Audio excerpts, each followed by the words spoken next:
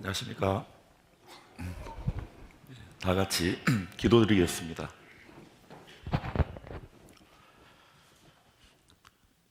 이 세상 천지 만물을 친히 창조하시고 인간의 모든 역사를 계획하시며 그 계획하신 대로 이루어가시는 하나님, 오늘 또 우리에게 허락하시는 이 성경 말씀과 증거를 통해서 우리가 살고 있는 이 시대가 어떠한 시대임을 알게 하여 주시고, 또 하나님께서 이 세상을 향하여 계획하신 대로 모든 역사가 이루어짐을 참으로 우리에게 밝히 보여주시기를 간절히 기도드립니다. 한 사람의 영혼조차도 이 은혜의 말씀 안에서 이루어지지 않도록 끝까지 함께 하시며 그 심령을 주관하시고 마음을 열어주시옵소서. 오늘의 모든 말씀과 증거를 성령님께 의지합니다. 우리를 사랑하시는 예수님의 이름으로 기도드렸습니다. 아멘. 네, 우선 신약 성경 마태복음 24장을 찾으시겠습니다.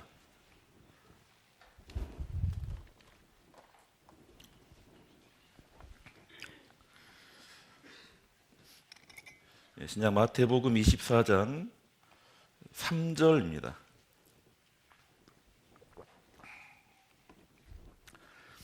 마태복음 24장 3절 말씀, 한 구절이니까 오늘은 같이 한번 읽어보시겠습니다.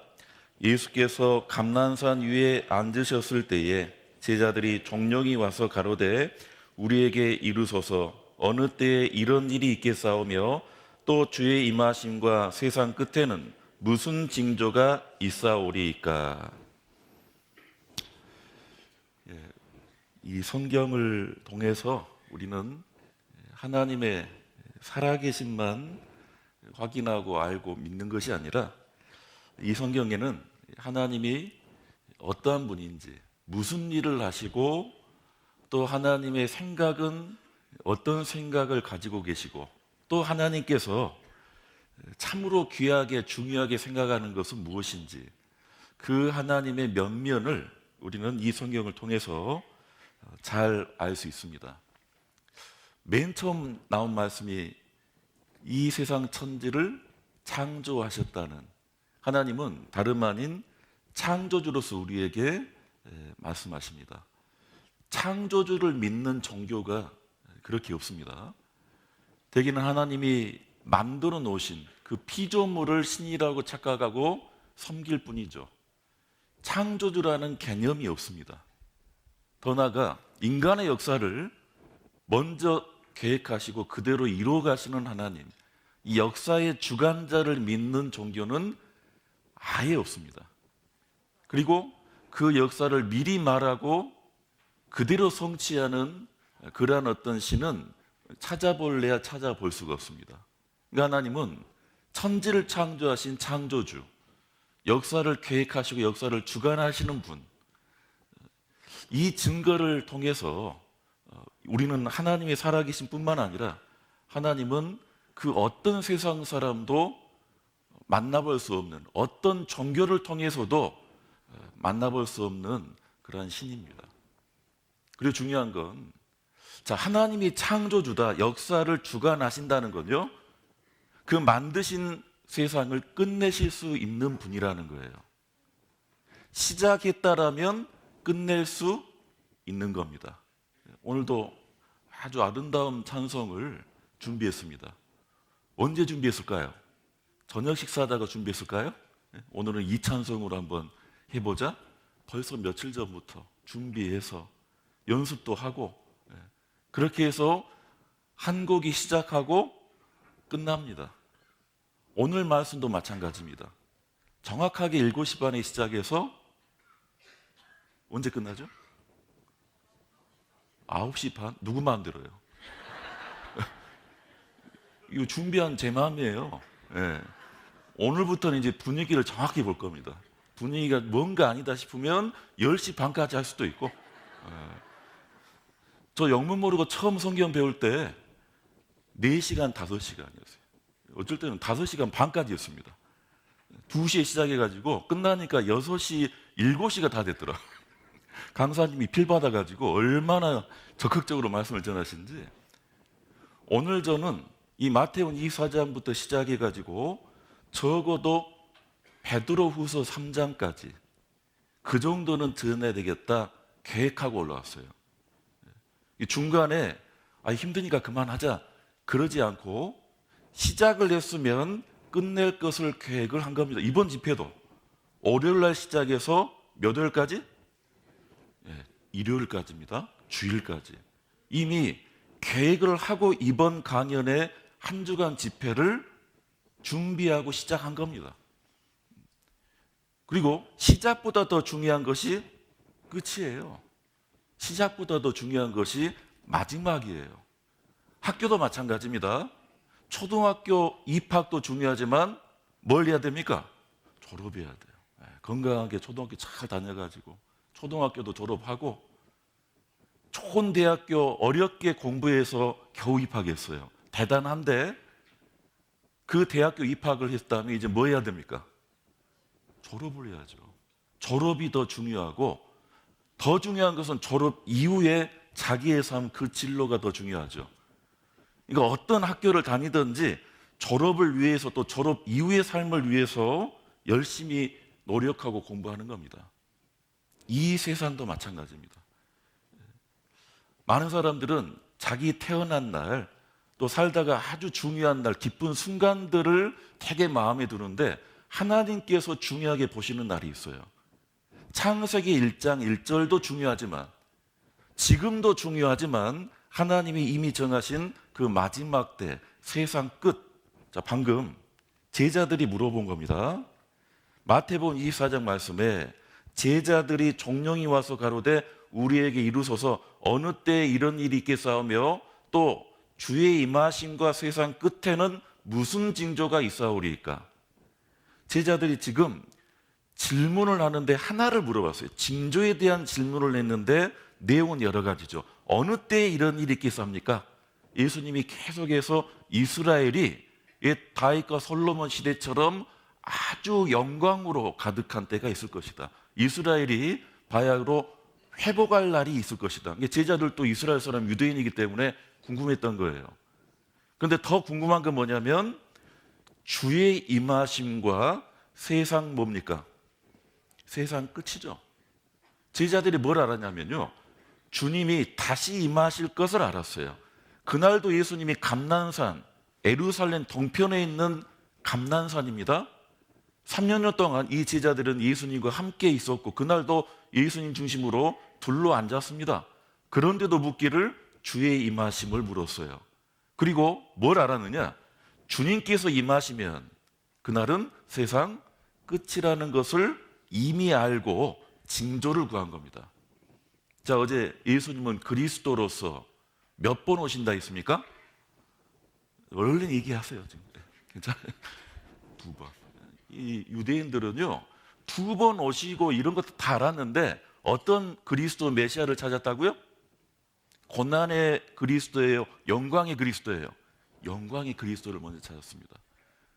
그런데 이 제자들은 그래도 예수님이 지금 그리스도로서 우리와 함께하고 그리고 다시 오실 것을 알고 있어요. 다시 오실 그리스도는 이제 영광의 왕으로서 오시는데 이 세상을 심판하러 오십니다. 그때는 세상 끝이라는 걸 알고 있었습니다. 근데 뭘 모르고 있냐? 그때가 언제인지를 모르니. 다시 오실 예수님 세상의 끝, 그때가 언제인가를 대놓고 묻지 않고 지혜롭게 물었습니다. 뭘 물었습니까? 주의 임하심과 세상 끝에는 무슨 뭐가 있습니까? 징조가 있사오리까? 징조라는 게 뭐냐면요, 다른 말로 이 전조, 어떤 일이 터지기 전에, 아주 중요한 일이 일어나기 전에 그 일이 일어날 것을 먼저 암시해 주는 일들, 그게 징조예요. 여름에 땡볕이 막 내려쬐는데 너무 덥고 하는데 바람이 붑니다. 서쪽 하늘에서부터 멀리 먹구름이 막 몰려옵니다. 지금은 땡볕인데 좀 있으면 무슨 일 일어날 징조죠? 비도 소낙비 내릴 징조예요. 그걸 먼저 알면 어떻게 됩니까? 아직 비는 내리지 않지만 얼른 빨래줄에 빨래도 걷고 장독대 뚜껑도 닫고 준비하고 대비해야죠. 징조라는 것은 분명히 일어날 일이 닥치는데 먼저 암시해 줄 일들이에요. 오늘부터 이 징조가 보이는 분들이 있어요. 지금 시작한 10분 정도 되니까 지금이야 이제 이 눈동자가 또막또막 하시거든요. 대답도 잘하시고 좀 있으면은 고개를 숙이신 분, 눈 껌뻑이는 이게 속도가 점점 느려지시는 분들, 제가 안 볼 줄 알죠. 제가 다 봅니다. 그런 분이 이제 좀 있으면 이제 어떤 일이 일어날 징조예요. 이제 좋을 징조고. 어떤 분은요, 뭐 코도 골아요. 막 얼마나 피곤하게 오늘 하루를 보내셨는지. 자, 제자들이 징조를 구했습니다. 그러니까 이렇게 묻지 않았어요. 왜 하나님은 세상 끝을 두셨습니까? 왜 예수님은 영광의 왕으로 오실 때 세상을 끝내려 하십니까? 이렇게 묻지 않았어요. 징조를 구한 겁니다. 자, 어떤 일이 있을 징조? 예수님이 다시 오실, 그게 재림입니다. 재림의 때가 세상 끝이라는 겁니다. 예수님이 대답하신 겁니다. 저처에 큰 지진과 기근과 온역이 있겠고 또 무서운 일과 하늘로서 큰 징조들이 있으리라. 이런 징조들이 있는 다음에 예수님이 오실 것이다. 그날이 끝날일 것이다 하는 거예요. 여기 보면 처처이란 말은요, 세계 도처예요. 그 이스라엘 지방의 처처이가 아니고 그 당시 세상 정도의 처처이가, 그 당시 세상의 중심은 로마 제국이었어요. 멀리 가봐야 영국밖에 없었습니다. 뭐 미국 대륙 발견도 안 됐고 뭐 아시아가 우리나라가 있는지 없는지도 모를 때입니다. 그런데 예수님 말씀에 처처에, 영어로 보면 월드와이드라 그러죠. 세계 도처에 무슨 일이 있다? 지진도 큰 지진입니다. 보통 지진이 아니에요. 우리나라가 지금 지진 안전지대라고 하지만 이것도 이제 옛말이 되고 있습니다. 이 지진에 대한 증거가 너무 많은데 뭐 멀리 갈 것도 없이 올해 2024년 1월 정월 일본에서 뭔 일이 났죠? 아시죠? 일본에서 지진이 일어났어요. 그 정도 지진이 우리나라 땅에서 일어났으면요, 아마 웬만한 건물들 다 무너졌을 거예요. 자, 일본에서 규모 7.6에 해당되는 지진이 일어났습니다. 이게 보통 지진 아닙니다. 근데 문제는 뭐냐면 거의 오랜만에, 이제 앞으로는 이제 이쪽에서만 지진이 터질 겁니다. 그 전에는요, 이 일본 동쪽 동북부라 그랬죠. 후쿠시마. 되게 동북부, 이 태평양 연안 쪽에서 지진이 많이 일어났어요. 그런데 올해 들어서 1월 1일이었습니다. 우리 동계수련회 하는 날이었어요. 그때 이쪽에서 지진이 터졌습니다. 어떤 일이 있었느냐? 규모 7.6인데 이 지진이 결국 우리나라까지, 강릉까지 1시간 50분 만에 해일이 도달했어요. 물론 큰 쓰나미까지는 아니었습니다. 이쪽은 완전히 이제 건물이 완전히 무너져 버렸죠. 그리고 일본 해안가가 어떤 일이 있었냐면요, 4m가 올라와 버렸어요. 바닷물이 없어져 버렸어요. 원래는 여기까지 바다인데 이쪽 4m가 땅이 올라와 버린 거예요. 해안가가 달라져 버렸어요. 이걸로 끝나느냐? 아닙니다. 무슨 일이 있었냐면 영상 잠깐 보겠습니다. 새해 첫날 노토반도 서쪽에 있는 시카 원전에서 서있기가 불가능할 정도의 진도 7이 관측됐습니다. 이때 충격으로 원전 변압기 배관이 손상돼 지난 7일 원전 배수구 주변 바다에서 가로 10m, 세로 5m의 기름막이 발견됐습니다. 그런데 이게 다가 아니었습니다. 그때보다 60배나 넓은 기름막이 부근 바다에서 또 발견된 겁니다. 원전을 운용하는 전력회사나 일본 정부 모두 안전상의 문제는 없다고 밝혔습니다. 今回の変圧器の故障ということが直接その発電所の安全に何か影響を及ぼすものであるというふうには考えておりません。 냉각수 중 일부가 흘러 넘쳤고 공기 중 방사선량을 측정하는 계측기 120개 중 18개는 한때 먹통이 되기도 했습니다. 이런 문제 역시 전력회사나 일본 정부 모두 대수롭지 않다는 입장. 하지만 2011년 후쿠시마 원전의 악몽을 또렷이 기억하는 사람들은 이 말을 곧이곧대로 믿지 못합니다. 기시다 총리의 이해하기 힘든 대응이 문제를 키우고 있다는 지적도 나옵니다. 지난 4일 진행된 연두 기자회견 모습입니다. 40분이 지나 회견을 마무리하려 하자 한 기자가 원전 질문도 받아달라고 요구합니다. 現状は以上です。以上をもちまして岸田内閣総理大臣の令和6年 뭔 일이 일어났는데 대답을 안 해줘요. 근데 문제는 어디냐면 일본 서쪽이면 우리나라 동쪽이에요. 더 가까워요. 엊그제는요, 일본 도쿄 밑에서 지진이 일어났습니다. 후쿠시마 지진 이후로 일본에서 계속 예민하게 보는 것은 도쿄 밑에서 이 직하 지진이라고 그래요. 수직으로 흔드는 지진이 일어날 수 있다는데 언제 일어날까? 지금 지난주에 한번 일어났습니다. 이 일본만의 문제가 아니라는 겁니다. 우리나라도 지진이 지금 터지고 있고 일본이 만약 이런 강진에서 또 원전이 뭔 일이 나면 어떻게 됩니까? 처처에 큰 지진이 일어난다. 예수님 말씀이에요. 그리고 이 큰 지진이라는 게 역사적으로 보면요, 이게 12세기부터 쭉 살펴보니까 강진을 기준으로 봤을 때는 점점 확 올라가고 있죠. 점점 지진의 빈도수, 강도수가 늘어나고 세지고 있어요. 마지막 때라는 7년 환란 때 이 지진이 어느 정도 지진이냐면 봐보십시오. 각 산과 섬이 제자리에서 옮기움에, 이건 일본 땅 봐보세요. 3m 올라가 버렸어요. 7.6 정도인데 후쿠시마 지진 때는요 9.8이었습니다. 그보다 더 강진이면 뭔 일이 날지 모릅니다. 그리고 또 예수님 말씀에 저처의 큰 지진과 기근과 온역이 있겠고, 온역이라는 게 따뜻한 원자인데 역병역, 전염병. 이제는 전염병 하면 이제 뭐가 떠오릅니까 우리한테? 신종플루도 아니고, 그러죠? 뭐 메르스도 아니고 코로나. 이 코로나가 왜 코로나19라는 줄 아시죠? 그 19라는 숫자가 왜 붙죠? 2019년에 발견됐어요. 2020년에 우리가 이제 되게 코로나 때문에 힘들어졌는데 2019년 말에 이 중국에 있는 이 리 원양이라는 젊은 의사가 맨 먼저 코로나 바이러스를 발견하고 보고를 했어요.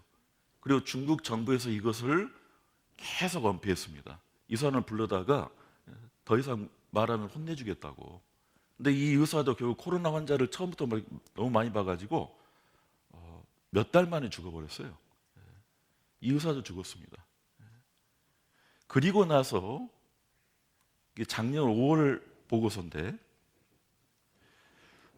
저명한 의학 전문지 랜싯이란 이 전문지에서는요, 코로나19 대유행으로부터 미래를 위한 교훈이라는 보고서를 발표했는데 이렇게 예측했습니다. 미래의 변종 바이러스는 어쩔 것이다? 치명적을. 그럼 코로나 바이러스는 그렇게 치명적인 게 아니라는 거예요. 앞으로 일어날 더욱 창궐할 바이러스는 더욱 치명적일 것이다. 우리 요한계시록 말씀에 또 마지막 때는 무슨 일이 있느냐? 내가 봄에 청황색 말이 나오는데 그 탄자의 이름은 사망이니 음부가 그 뒤를 따르더라. 저희가 땅 4분의 1의 권세를 얻어 검과 흉년과 사망과 땅의 짐승으로서 죽이더라. 마지막 때 여러 일들이 있는데 땅 4분의 1이란 건요, 땅 4분의 1에 해당되는 인구가 이런 일도 죽을 것이라는 거예요. 검이라는 것은 여러 분쟁, 전쟁, 흉년, 그리고 여기서 사망은 뭔가 봤더니 영어 성경 보면요, 플레이그입니다. 전염병입니다. 여기 청황색이라는 것은 무슨 색깔이냐면 우리 한글로는 무슨 색깔인지 감이 안 와요. 그런데 영어 성경 보면 페일로 나와요. 페일. 페일이란 말이 창백하다, 환자복 색깔이에요. 청황색이. 우리나라 환자복 색깔이 아니라 이 구미등재에서는 청황색 하면 병원 환자가 있는 색깔입니다. 이 사망이 인구 4분의 1을 죽일 것이다. 전염병 문제. 예수님도 말씀하셨죠. 처처의 큰 지진과 기근과 온역이 있을 것이다. 자, 이 성경 말씀은요, 하나님이 보시는 인류의 역사라고 하는데 첫날 말씀드렸죠. 이 성경에 기록된 시점, 지금부터 3,500년 전, 예수님 오시기 1,500년 전이라는 말이죠. BC 1500.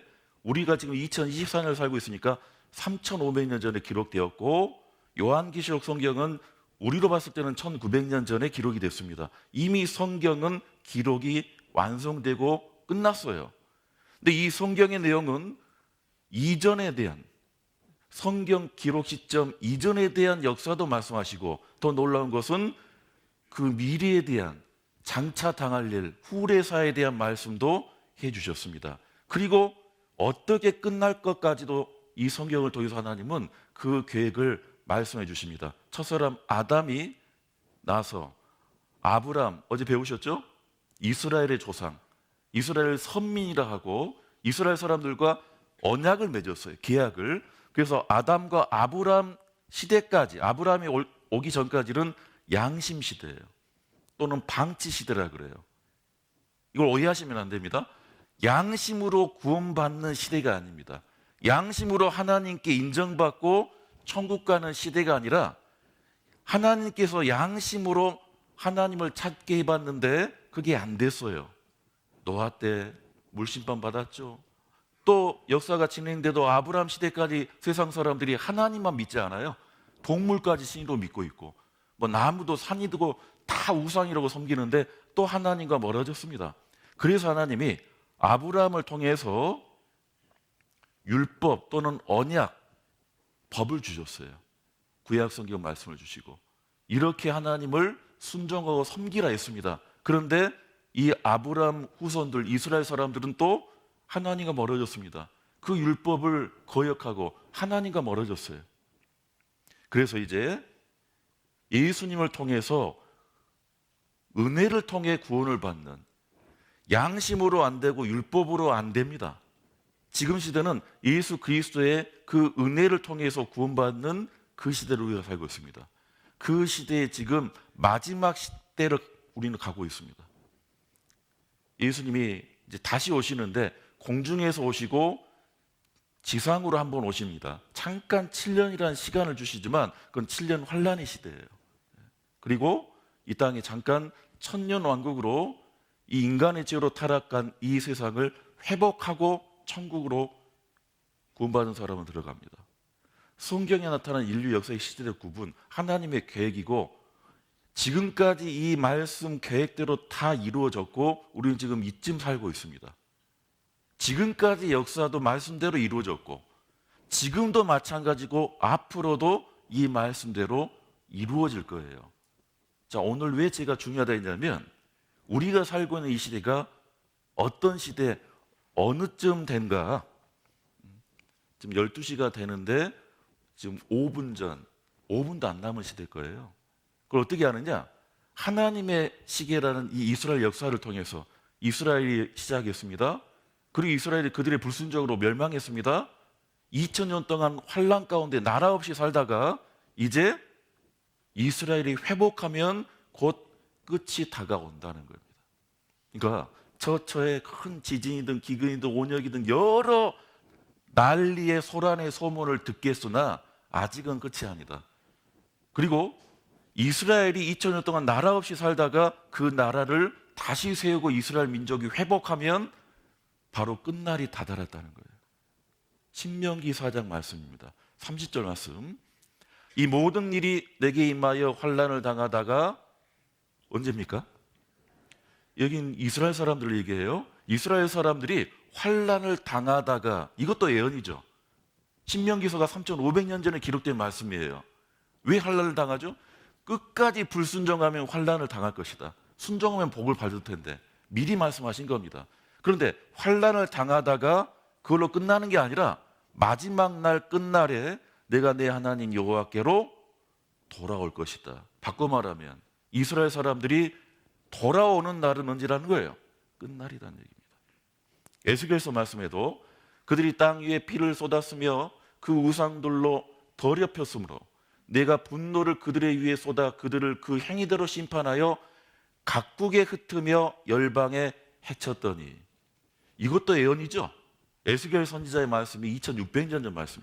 찾아보시죠. 이거 에스겔서 36장 징조가 시작된 분이 좀 있어요. 지금 에스겔서 36장 오늘은 집중하셔야 돼요. 에스겔서 36장 18절입니다.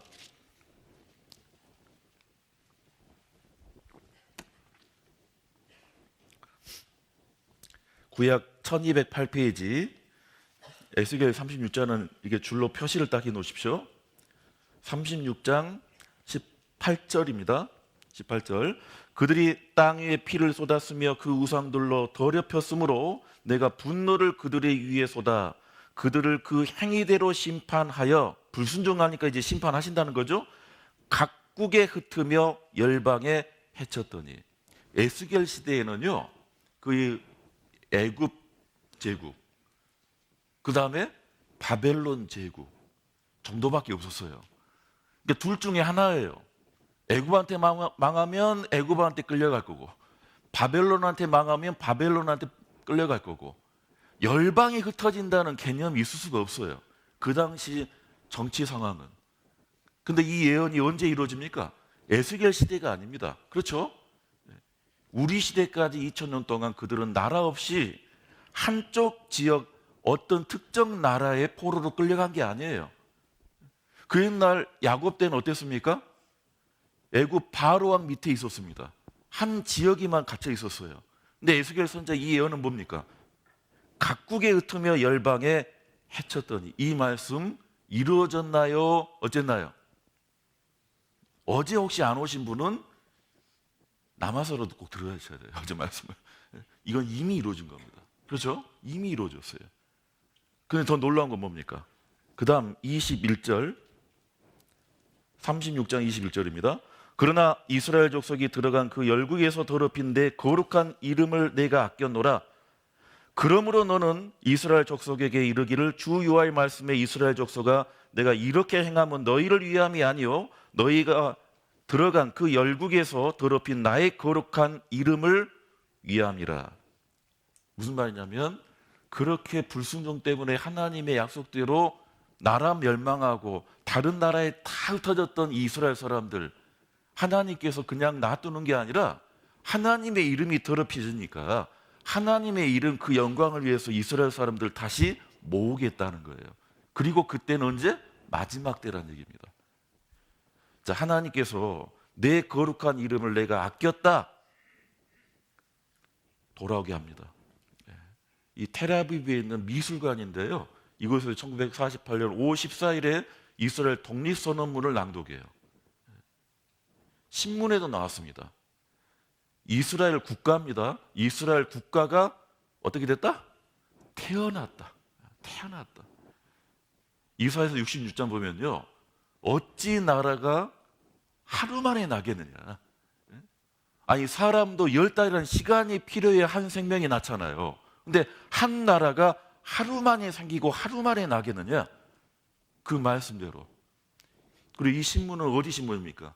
이스라엘 나라가 없으니까 이스라엘 일보가 아니에요. 팔레스틴 포스트예요.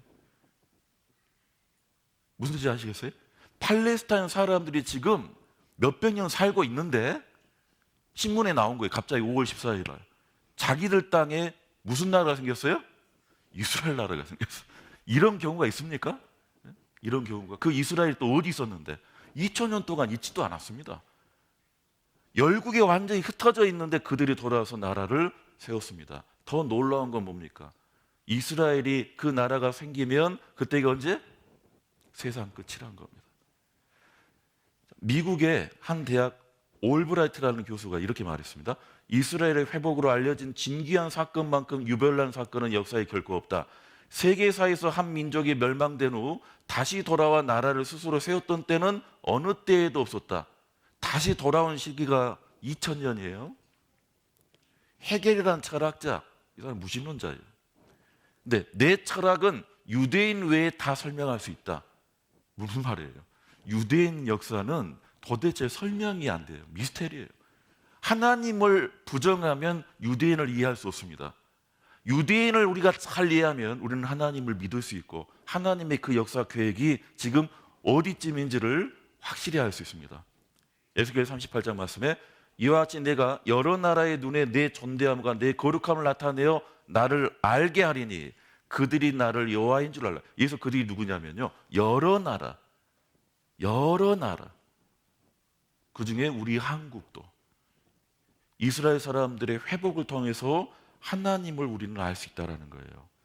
자, 이 지도 이스라엘 땅입니다. 아마 다윗은 이 전체를 다 지배했을 겁니다. 근데 이게 진한 색깔은 뭐냐면 팔레스타인이 지배하고 있는 땅이에요. 1917년도는 팔레스타인이 전체를 지배했어요. 이스라엘 사람이 들어가지도 못했습니다. 그 당시는 영국이 이 팔레스타인을 지배할 때예요. 근데 그 영국이 이 이스라엘과 협약을 맺어가지고 1917년도가 이스라엘한테 너무나 중요한 해요. 그때가 영국 외무부 장관이 벨푸어라는 사람이 있는데 벨푸어 선언을 했어요. 갑자기 1917년도에 영국 외무부 장관이 벨푸어 선언은 별게 아닙니다. 딱 한마디 한 거예요. 이스라엘 민족 유대인들은 팔레스타인에 들어가도 좋다. 그 땅을 가져도 좋다. 그 말을 선언했는데 이걸 누구한테 선언했느냐? 당시 영국에 가장 돈이 많다는 유대인 로스차일드한테 편지를 보낸 거예요. 시간 되시면 벨푸어 선언 한번 찾아봐 보십시오. 이렇게 시작해요. 친애하는 로스차일드 경각하. 왕이 아닙니다. 영국의 왕은 따로 있어요. 근데 왜 그랬느냐? 그 당시 영국이 제1차 세계대전 하는데 돈이 없어요. 전쟁에도 돈이 있어야 되거든요. 그 돈을 누가 대줬느냐? 이 영국의 유대인 로스차일드가 돈을 대줬습니다. 약속을 받았어요. 영국이 1차 대전에 만약 승리를 따면 그것을 돈으로 갚지 말고 우리 조국 유대인들 옛날 그 시온 땅에 있는 그 팔레스타인 땅 우리한테 허락해달라. 예루살렘을 우리에게 허락해달라 했습니다. 그때부터 보십시오. 이제 1947년에 점점 진한 색깔이 없어져요. 이 노란 색깔이 이스라엘 이제 영토가 되고 있습니다. 48년에 드디어 이스라엘 나라가 생겼죠? 67년은 6.1 전쟁 때예요. 오히려 전쟁 이후에 영토가 더 넓어집니다. 골란고원을 차지했습니다. 지금은 어떻습니까? 지금은 더 많은 땅을 차지했고 지금 이 지역 하마스와 지금 분쟁 중이죠. 자, 이스라엘 인구가 1,500만 명밖에 안 됩니다. 그 한 사람도 이방에 남기지 않을 것이다. 2600년 전 말씀이 지금 우리 시대까지 이루어지고 있고 앞으로도 마찬가지예요. 화살표 방향을 잘 보셔야 돼요. 이스라엘 땅이 여기입니다.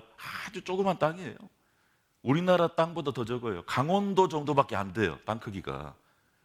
그런데 지리적으로는 세상 중심입니다. 이쪽이. 우리나라 어디 있죠? 여기 있어요. 우리는 극동이죠. 극동. 그런데 디아스포라라는 말은 뭐냐면 이산. 우리는 이산이라는 말 잘 아시죠?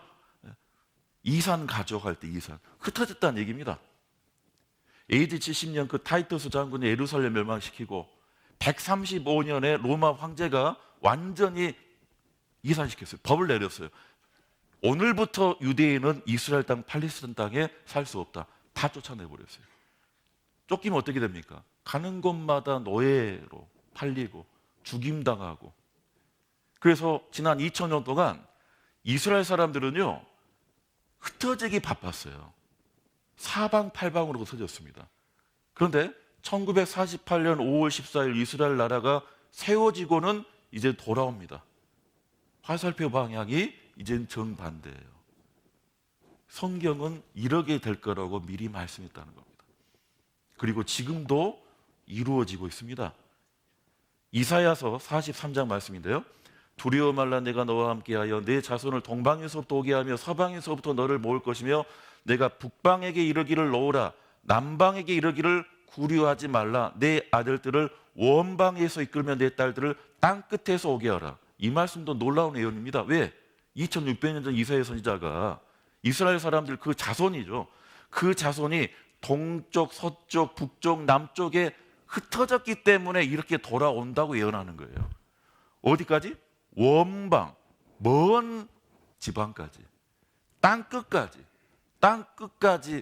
2600년 전에 땅끝이 어딘지 어떻게 알겠어요? 미국 땅도 없을 때인데 그때는 발견도 안 될 때예요. 그런데 유대인들이 지금 미국에 많이 살고 있죠. 그래도 돌아오고 있습니다. 흩어질 것을 미리 암시하고 돌아올 것을 정확하게 예언하는 이 말씀.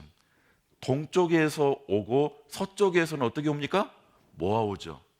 이스라엘의 동쪽은요, 예멘이라는 나라가 있고 사우디아라비아, 이란, 인도, 중국, 한국, 일본, 이 아시아 지역에 많은 유대인들이 살고 있었습니다. 그런데 2000년 동안 이 아시아 동쪽으로 흩어진 유대인들은 그렇게 잘 살았던 유대인들이 아니에요. 되게 힘들게 살았어요. 그러니까 1948년도에 나라 세워진다니까요. 2000년 동안 자기 땅에 살았던 그 조국을 다 등지고 가는데 아무 미련이 없었어요. 왜? 그 지역에서 되게 하층민으로 살았거든요. 천대받고. 근데 서방에서부터 너를 모을 것이며, 이스라엘의 서쪽은 어디냐면 유럽입니다. 서유럽. 유럽의 유대인들은 중세 시대부터 해서 돈을 많이 모았어요. 여러분들 베니스의 상인이라는 그 희곡 아시죠? 베니스가 이탈리 아닙니까? 베니스의 상인의 그 주인공으로 나온 사람이 유대인이잖아요. 돈 많은 유대인, 수전노, 구두쇠, 그 전당포업자. 그 돈을 빌려주고 돈으로 안 받고 이 돈 못 갚으면 네 심장 1파운드를 갚아라. 그 무슨 말입니까? 목숨을 담보로 잡는 거예요. 당시 이 유럽에 흩어진 이 유대인들이 이 돈놀이, 이른바 사채업자를 많이 했어요. 은행은 없고 돈은 필요한데 유대인들한테는 돈을 꼴 수 있고 이자 내면은 돈을 이제 쓸 수 있는 거예요. 근데 당시에 이제 중세 시대에는요, 이 돈을 뭔가 관리하면 그것을 죄악시했어요. 유대인들은 성경, 하나님, 이 예수님 믿지 않는 기독교인들이 아니에요. 그러니까 전혀 거부감이 없이 그 돈놀이를 했던 겁니다. 그렇게 해서 시작된 것이 은행이고, 결국 이 서방에 흩어졌던 유대인들은 돈이 많았어요. 그러니까 이제 근대에 와서 1800년대, 1900년대까지 와서는 자기 나라를 떠날 이유가 없어요. 민족만 유대인이지 국적은 영국계 유대인, 독일계 유대인, 프랑스계 유대인, 헝가리계 유대인, 자기 나라예요. 굳이 아무것도 없는 옛날 예루살렘 땅에 있는 시온 땅을 갈 필요가 없던 거예요. 그런데 한 이 시온주의자 유대인이, 우리 유대인들은 반드시 예루살렘에 있는 그 팔레스타인 땅, 이 가나안 땅으로 돌아가야 된다. 그 운동을 했습니다. 그것이 시온주의죠. 시오니즘 운동입니다. 어쨌든 이 동방에서부터 오게 하며 서방에서부터 너를 모을 것이며, 동쪽과 서쪽은 오는데 문제가 없는데, 문제는 이제 6절이 북쪽과 남쪽입니다. 북방에 이르기를 놓으라. 왜 놓으라 합니까? 잡고 있으니까 못 가게. 남방에 이르기를 구류하지 말라. 구속하지 말고 억류하지 말라. 가둬놓지 말라, 그 말이에요. 이스라엘의 북쪽에도 유대인들이 흩어져 있고 이스라엘의 남쪽은 어디냐면 아프리카입니다. 그것도 아프리카의 중앙 아프리카예요. 거기까지 흩어져 있던 유대인들이 돌아오는데 문제가 걸려요. 자, 이스라엘 땅이 여기 있고요. 동방에서도 오게 하며 서방에서도 모을 것이며 북방의 길을, 이 북방이 어디입니까? 러시아예요.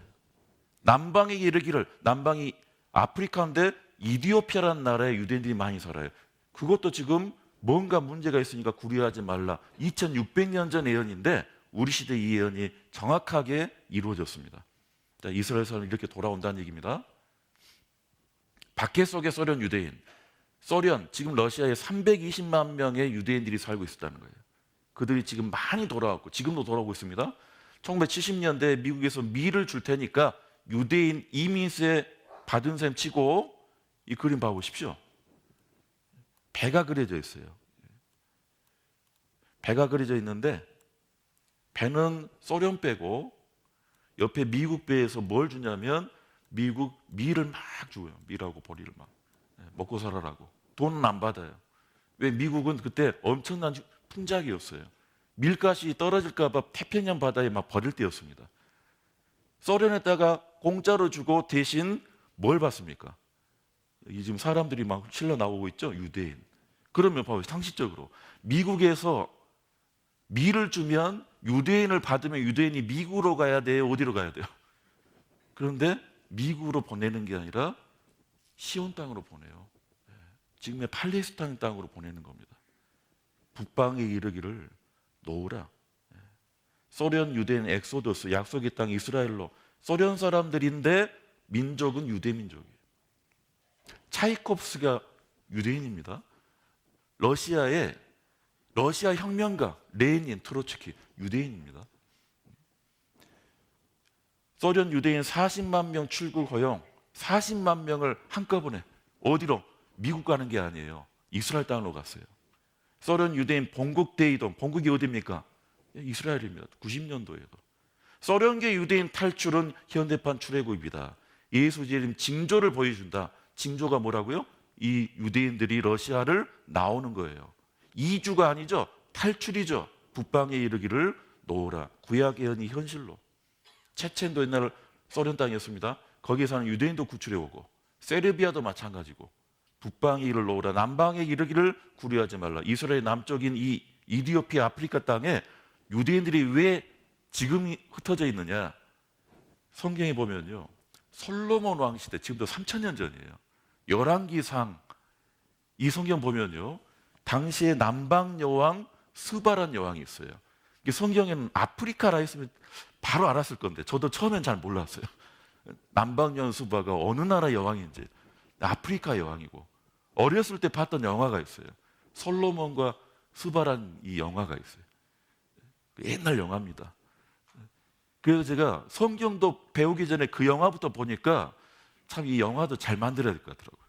왜냐하면 그 당시 솔로몬이 그 대머리 배우 누구죠? 율 브린너, 그 사람이 나왔어요. 그래서 저는 솔로몬이 미국 왕인 줄 알았어요. 영국 왕이야. 나중에 보니까 유대인이에요. 이스라엘 왕이에요. 그리고 이제 스바 여왕 역할한 사람이 그 당시 또 당대의 또 백인 여배우예요. 나중에 성경 보니까 아프리카 여왕이면 흑인으로 돼야 되는데, 어쨌거나 그 성경을 기본으로 해서 만든 영화입니다.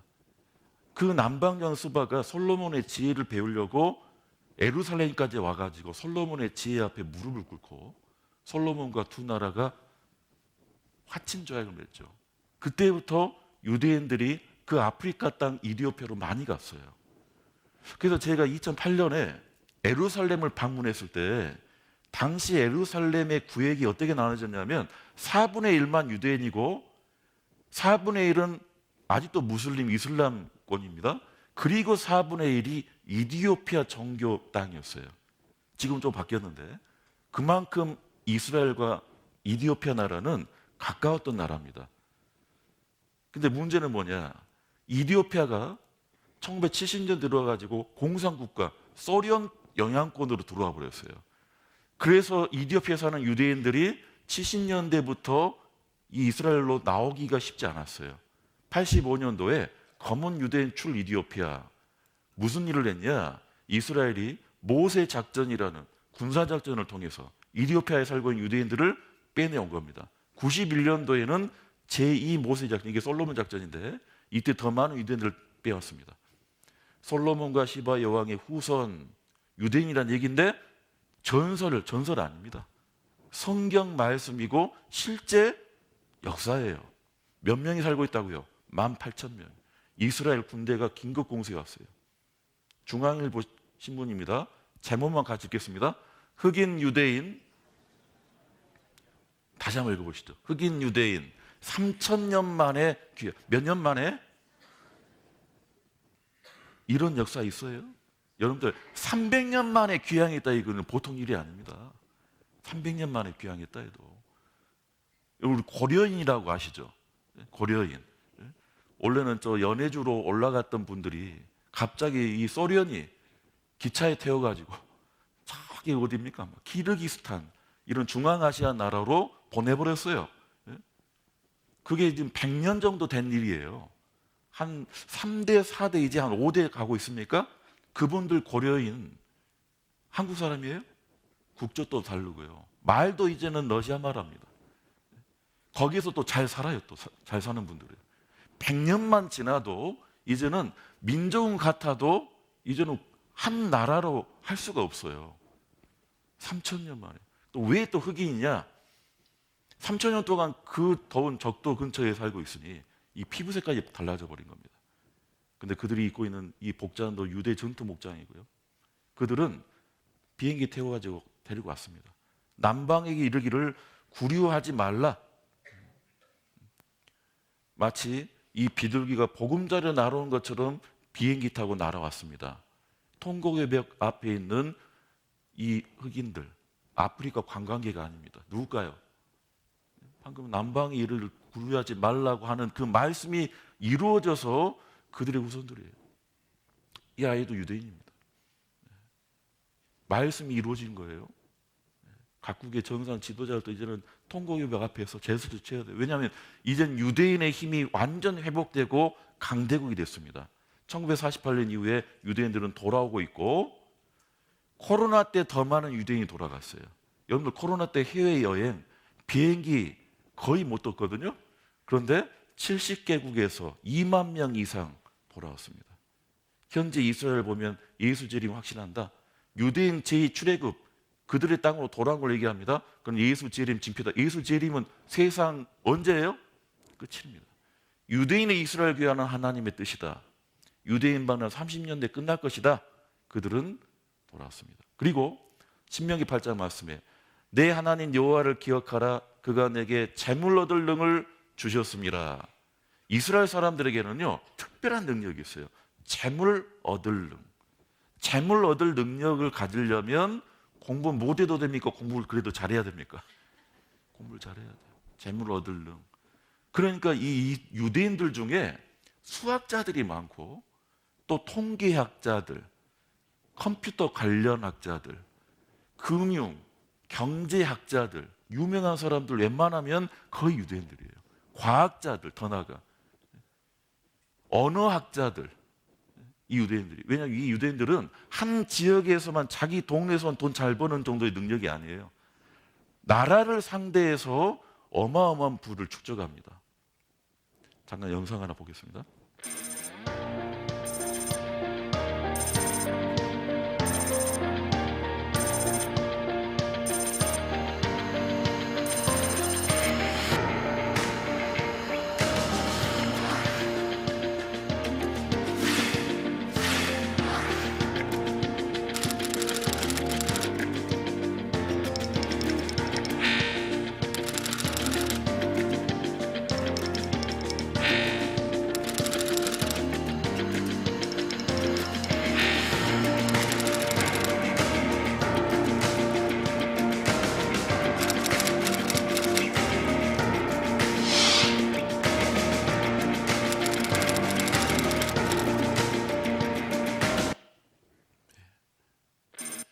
자, 유대인에 관련된 이 책 봐보십시오.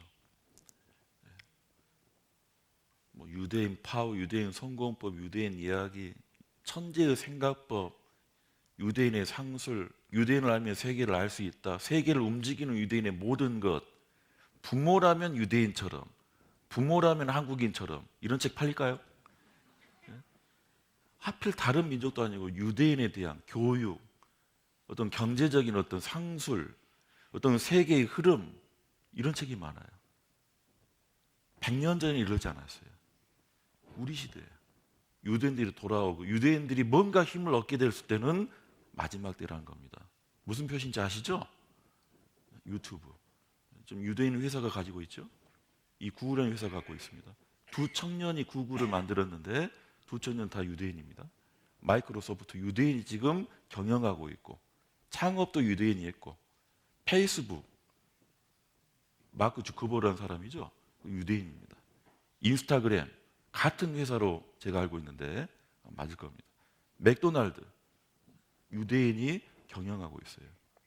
스타벅스 유대인이 경영해요. 그 유대인을 싫어하는 어떤 이 민족이나 지역에 스타벅스를 못 내요. 코스트코 도 유대인 경영합니다. 유대인 세계의 부를 지배하는 0.2%밖에 안 되는 유대인이 세계의 부를 지배한다, 그 뜻입니다. 그리고 이스라엘 땅을 보면 36장을 펴놓으셨죠. 봐보실까요? 36장. 에스겔서 36장 8절입니다. 그러나 너희 이스라엘 산들아, 이스라엘 사람들아가 아니에요. 산이죠. 이스라엘 산들아, 너희는 가지를 내고 내 백성 이스라엘을 위하여 과실을 맺으리니 그들의 올 때가 가까이 이르렀음이니라. 내가 돌이켜 너희와 함께하리니 사람이 너희를 갈고 심을 것이며 내가 또 사람을 너희에 많게 하리니 이들은 이스라엘 온 족속이라. 그들로 성읍들에 거하게 하며 빈 땅에 건축하게 하리라. 에스겔 시대 이 예언을 보면요, 그 당시 유대인들은 아리송했을 거예요. 왜 빈 땅에 건축한다고 하지? 그 당시는 이 왕궁도 엄청나고 집집마다 다 이렇게 땅마다 건축이 돼 있는데, 근데 에스겔 선지자가 이 땅이 망할 것이다, 그 예언이 이루어졌고, 나중에 이 빈 땅에 다시 이스라엘 사람들이 들어와 가지고 집도 건축하고 이스라엘 산에는 이제 나무가 들어서는데 과일을 맺을 것이다. 당시에 젖과 꿀이 흐르는 가나안 땅이었어요. 나무가 많고 뭐 올리브 열매든 여러 열매들이 막, 이스라엘 땅의 과일들이 어마어마한 땅입니다. 그런데 왜 이 예언을 합니까? 이 예언은 우리 시대에 이루어질 예언이고 이미 이루어졌습니다. 이스라엘이 100년 전만 해도 사람 한 명이 살지 않았대요. 나무 한 그루도 없었대요. 완전히 황폐한 땅이었습니다. 그런데 이 말씀이 이제 2600년 만에 이루어지는 거예요. 이스라엘 땅입니다. 이스라엘 땅입니다. 날씨가 좋지만 이 비가 많이 내리는 지역이 아닙니다. 이스라엘 산들이 가지를 낼 것이다. 딱 국경으로 기준해 보면 왼쪽은 이집트 영토예요. 근데 사람 안 살아요. 여기 네게부 사막이에요. 100년 전에 이쪽도 마찬가지였습니다. 근데 이쪽은 벌써 색깔이 다르죠. 이건 지중해 바다고. 이것은 우리가 이해할 수 있는 일이 아닙니다. 이스라엘 사람들도 기적이라고 봐요. 우리는 땅을 바꾸거나 새 토양을 가져오지 않았습니다. 새 토양을 가져오지 않았대요. 우리나라 농사 좀 지을 때는요, 흙도 삽니다. 좋은 흙. 우리는 땅을 바꾸거나 새 토양을 가져오지 않았습니다. 죽은 사람이 살아난 것처럼 땅이 스스로 회복했죠. 100년 전하고 토질이 달라져 버렸다는 거예요.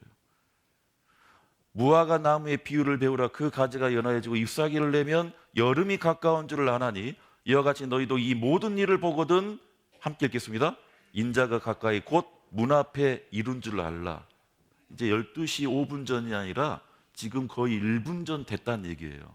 이것을 무화과 나무로 말씀하시는 겁니다. 자, 여름이 되면 이 마른 무화과 나무가 5월 정도만 돼도 이런 모습일 거예요.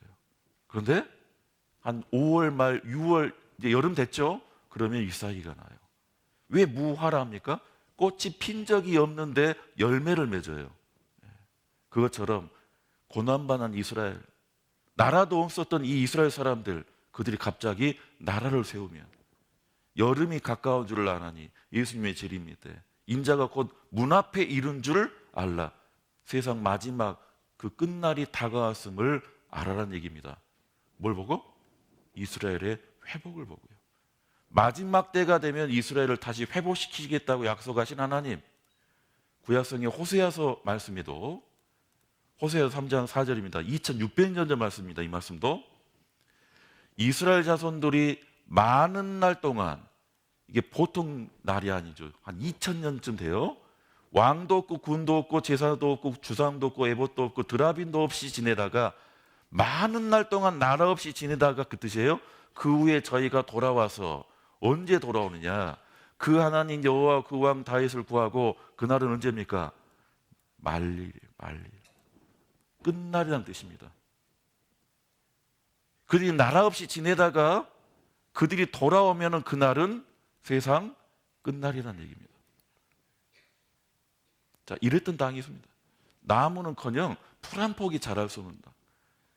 근데 그들이 이렇게 바꾸었어요. 우리 시대에 바뀌어진 겁니다. 그들은 가는 곳마다 죽임을 당하고 환난받고 흩어지기 바빴는데 그들은 이제 모여 살아요. 힘을 얻었어요. 신명기 28장 말씀에 여호와께서 너를 위해 하늘의 아름다운 보고를 열으사, 보물 창고란 얘기입니다. 내 땅의 때를 따라 비를 내리시고 내 손으로 하는 모든 일에 복을 주시리니, 그 다음 같이 읽겠습니다. 내가 많은 민족에게 꾸어줄지라도 너는 꾸지 아니할 것이요. 진짜 부자가 누구죠? 요즘은요, 빚이 없으면 부자예요. 어떻게 생각하세요? 집은 커요. 새 아파트예요. 80%가 빚이에요. 앞으로 한 30년 갚아야 돼. 자동차는 좋아요. 새 자동차예요. 한 60개월 할부예요. 어떻게 해야 됩니까? 근데 빚이 없어요. 집도 빚이 없어요. 차도 내 거예요. 더 나아가 빚을 꿔주고 있어요. 달달이 이자가 막 들어와요. 혹시 그런 분 계십니까? 이스라엘이 그런다는 거예요. 이스라엘은 사람도 아니죠. 친구가 아니에요. 네가 많은 민족에게 구워줄지라도 너는 꾸지 않을 것이고, 민족을 대상으로, 나라를 대상으로 돈을 구워주고 이자를 받은. 여기 지금 IMF, 우리나라 IMF 이후에, IMF를 극복한 이후에 아마 2000년대 중반쯤에 이 보고서가 나왔을 거예요. 삼성경제연구소, 셀이라 그래요. 유명한 연구소입니다. 여기서 분석을 했어요. IMF 때 우리가 뭘 빌려왔습니까? 달러를 빌려왔잖아요. 달러를.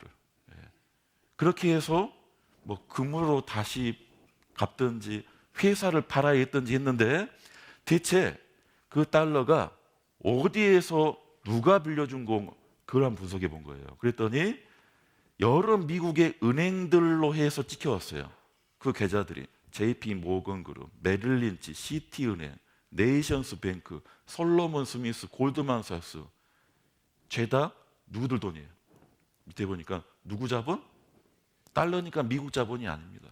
미국 정부가 달러를 우리한테 빌려준 것도 아니고, 유엔이 우리한테 원조해 준 게 아닙니다. 유대 자본이, 유대인들 돈이에요. 그래서 이제 더 분석을 했어요. 유대인의 속성은 어떤 속성인가? 타 민족에 대해서는 비정할 정도로 신리를 추구한다. 유대인들이 얼마나 이 돈에 대해서 밝고, 나라를 상대로 이자만 받는 게 아니죠. 원금하는데 그때 우리가 달러를 모았으니까 뭘 모았습니까? 금 모았잖아요. 그래서 상대방 약점을 최대로 이용한다. 상대방 약점을 유대인들은 최대로 이용한다. 이 보시면 우리나라는 외환위기 발생 초기에 은행 채무에 대해 정부 차원의 보증 약속을 함으로써 미국 상업은행들에게 약점을 잡혀서 외채 협상 시 우리 정부가 교섭력 약화로 고생하는 요인이 되었다. 미국 상업은행이라 되어 있지만 누굴까요? 이 미국 상업은행장들 다 유대인이고, 그들의 돈도 다 유대인들 돈입니다. 미국 정부가 아닙니다. 우리 유대인에게 한바트면 약점 잡혀가지고요, 큰일 날 뻔했다는 얘기예요. 철저한 위험 관리하고 나라 상대 글로벌 플레이를 한다. 신명기 28장 12절에 아까 말씀대로 내가 많은 민족에 구워줄지라도 너는 꾸지 않을 것이다. 돈으로 먹을 조여라. 유대인들에 대한 책입니다. 세계 경제와 금융을 장악한 유대계 자본 국부는, 한 나라의 부는 이들 수중 유대인들에게 유입되고 있다는 얘기입니다. 잠깐 영상 하나 보겠습니다. 미국 연방정부의 부채가 처음으로 34조 달러, 약 4경 5... 지난달 뉴스예요. 미국의 빚이 우리나라 돈으로 얼마죠 이게? 4경 5천조 원. 이게 빚이래요. 10년 전이 1경 얼마였는데 지금 10년 만에 어마어마한 빚으로 늘어났어요. 앞으로 더 늘어날 겁니다. 자, 부채라는 건 빚인데, 빚이 이렇게 많다라는 얘기는 누가 꿔줬으니까 많다는 거 아니에요. 그렇죠? 누가 꿔줬을까요? 누가 이 빚을 받아내겠습니까? 5천조 원을 넘어섰다고 미 재무부가 밝혔습니다. 로이터 통신 등 외신들에 따르면 미 재무부는 1일 재정 보고서에서 연방정부 빚이 지난달 28일 33조 9,110억 달러에서 29일 34조 10억 달러가 됐다고 밝혔습니다. 지난 9월 말 세수 감소와 연방 지출 증가에 따른 재정 적자 증가로 33조 달러를 넘은 지 석 달 만입니다. 미 의회 예산국은 재작년 말 기준 국내 총생산의 약 97%인 연방정부 부채가 2053년 말이면 181%로 늘어날 것으로 추산했습니다. 특히 기준금리 인상에 따라 부채 이자 부담도 커져 재작년 4,750억 달러 규모였던 이자는 2032년 1조 4천억 달러, 2053년 5조 4천억 달러로 늘어날 것으로 미국은 빚이 많습니다. 빚을 꽂은 나라는 없고 세력은 있죠. 그들 유대인이면 세계 금과 5명이 자고하는데 런던에 있는 로스차일드 은행의 작은 방에서 그 금값을 다 정한다는 겁니다. 곡물값도 이 5개 회사 지금은 좀 합병도 되고 있는데요. 거의 유대기가 장악하고 있다. 여기 보면요. 거미줄 정보막에 위성까지 동원해서 이게 82년 신문이거든요. 식량 옥수수 판매하고 콩 판매하고 이런 회사인데 82년도에 회사에 인공위성을 쏘올라요. 우리나라에 겨우 지금 몇 대 인공위성 쏘았잖아요. 근데 곡물 회사인데 인공위성을 쏘았어요. 이 중에 카길이라는 회사가 있습니다. 카길. 제목이 누가 우리의 밥상을 지배하는가? 우리 엄마가요 하면 안 됩니다. 여기서 누구냐면 이 카길이라는 회사를 파헤친 책입니다. 미 곡물업체 카길. 이 회사가 1년에 벌어들이는 돈이 여기 연매출이 어떻게 됩니까? 2013년 기준으로 147조 원이에요. 당시 삼성전자 1년 매출이에요. 보통 회사가 아닙니다. 근데 이게 유대인 거예요. 카길은 자체 인공위성을 통해서 미국은 물론 러시아 등 전 세계 주요 곡창지대를 매일 수차례 점검한다. 흉작이 들 것으로 판단되면 전 세계 곡물을 매점 매석한다. 이스라엘 사람이 이렇게 한다는 거예요. 유대인들이.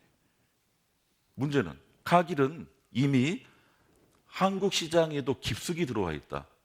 우리나라 곡물 수입 중 60%를 차지하고 있고 이 유대인 회사한테 우리가 60%를 지금 통으로 지금 수입합니다. 충남 당진항에 지금 최대 규모, 세계 최대 규모 사료 공장이 지어지고 있다 했는데 제가 작년에 광주에서 결혼식이 있어가지고 결혼식 마치고 이제 서울 올라오는 길에 한 2년 만에 서해대교를 지나갔어요. 그동안 제가 부산 살고 강릉 살고 있다가 서해대교를 그동안 못 지나갔는데 그때 좀 차가 높은 차여가지고요. 서해대교를 지나가는데 카길이 보여요. 여러분 서해대교가 무슨 다리입니까? 강 사이에 다리가 생긴 게 아니잖아요. 바다예요, 바다. 바다 한복판에 카길 이 간판이 보이더라고요. 저기에 뭔가 봤더니 이미 2015년도 10년 전에 공장을 가동했습니다. 우리나라에. 이 공장이 지금 땅 위가 아닙니다. 어제 제가 지도를 한번 찾아봤어요. 서해대교 한복판이에요. 횡담도는 원래 있는 섬이고 그 휴게소 가보셨습니까? 횡담도? 여기는 섬이 아니에요. 사람이 만든 거예요, 부두로. 배로 움직여요, 배로. 유대인 겁니다. 우리나라 세계 5위 곡물 수출국이 아닙니다. 이제는 우리나라 이제 자급자족이 안 됩니다. 만약에 곡물값이 뛴다, 뛰는 데를 우리는 사와야 돼요. 다이아몬드도 유대인성이 88% 독점하고 있고 세계 다이아 시장 유대인이 주무르고 있다. 자, 유대인들이 개발한 약 쓰지 않으면 우리는 언제 죽을지 모른다. 무슨 약을 개발하는지 봐보세요. 소아마비 백신. 어렸을 때 한 번씩 맞잖아요. 페니실린, 마이신, 스트레토마이신, 이 결핵약이랍니다. 비타민 C도 유대인이 추출했어요. 비타민도 처음부터 유대인이 발견한 거고 비타민 C도 유대인이 추출했고 인슐린, 우리 당뇨 있으신 분들 인슐린도 유대인의 작품이다. 코로나 백신도 유대인이에요. 모더나 회사, 화이자 회사 다 유대인 지금 경영하고 개발하고 있는 유대인의 주축입니다. 아시아는 이스라엘 보수상 안방이다. 이사 60장에 이런 말씀이 있습니다. 내 눈을 들어 사면을 보라, 무리가 다 모여 네게로 오느니라. 내 아들들은 원방에서 오겠고 내 딸들은 안기어 올 것이라. 아까 동서남북에서 다 온다 했잖아요. 근데 어떻게 오느냐? 5절에 그때 내가 보고 희색을 바라며 내 마음이 놀라고 또 화창하리니 이는 바다의 풍부가 내게로 돌아오며 열방의 재물이 내게로 옴이라. 왜 희색, 기쁜 표정으로 오느냐? 오랜만에 자기 고국 땅에 와서 기쁘냐? 그 정도가 아니라 바다의 풍부가 내게로 돌아올 거고 열방의 재물이 내게로 올 것이다. 이사야 시대의 이 예언이 지금 우리 시대에 그대로 이루어졌습니다. 바다의 풍부, 이스라엘에 희한한 바다가 있죠. 죽을 사자예요. 영어로 데드시. 물고기 한 마리도 못 살아요. 얼마나 염불이 세면. 염전이 아닌데 그냥 소금 덩어리가 둥둥 떠다닙니다. 근데 이거 소금만이 아니죠. 여러 광물질이 다 뭉쳐있는, 바닷물에 5배나 되는 소금을 포함한 호수는 사해라는 이름이 어울린다. 그런데 이 사해는 더 이상 죽음의 바다 사해가 아니다는 거예요. 무진장한 자원의 보고, 우라늄까지 나오는 핵무기 물질입니다.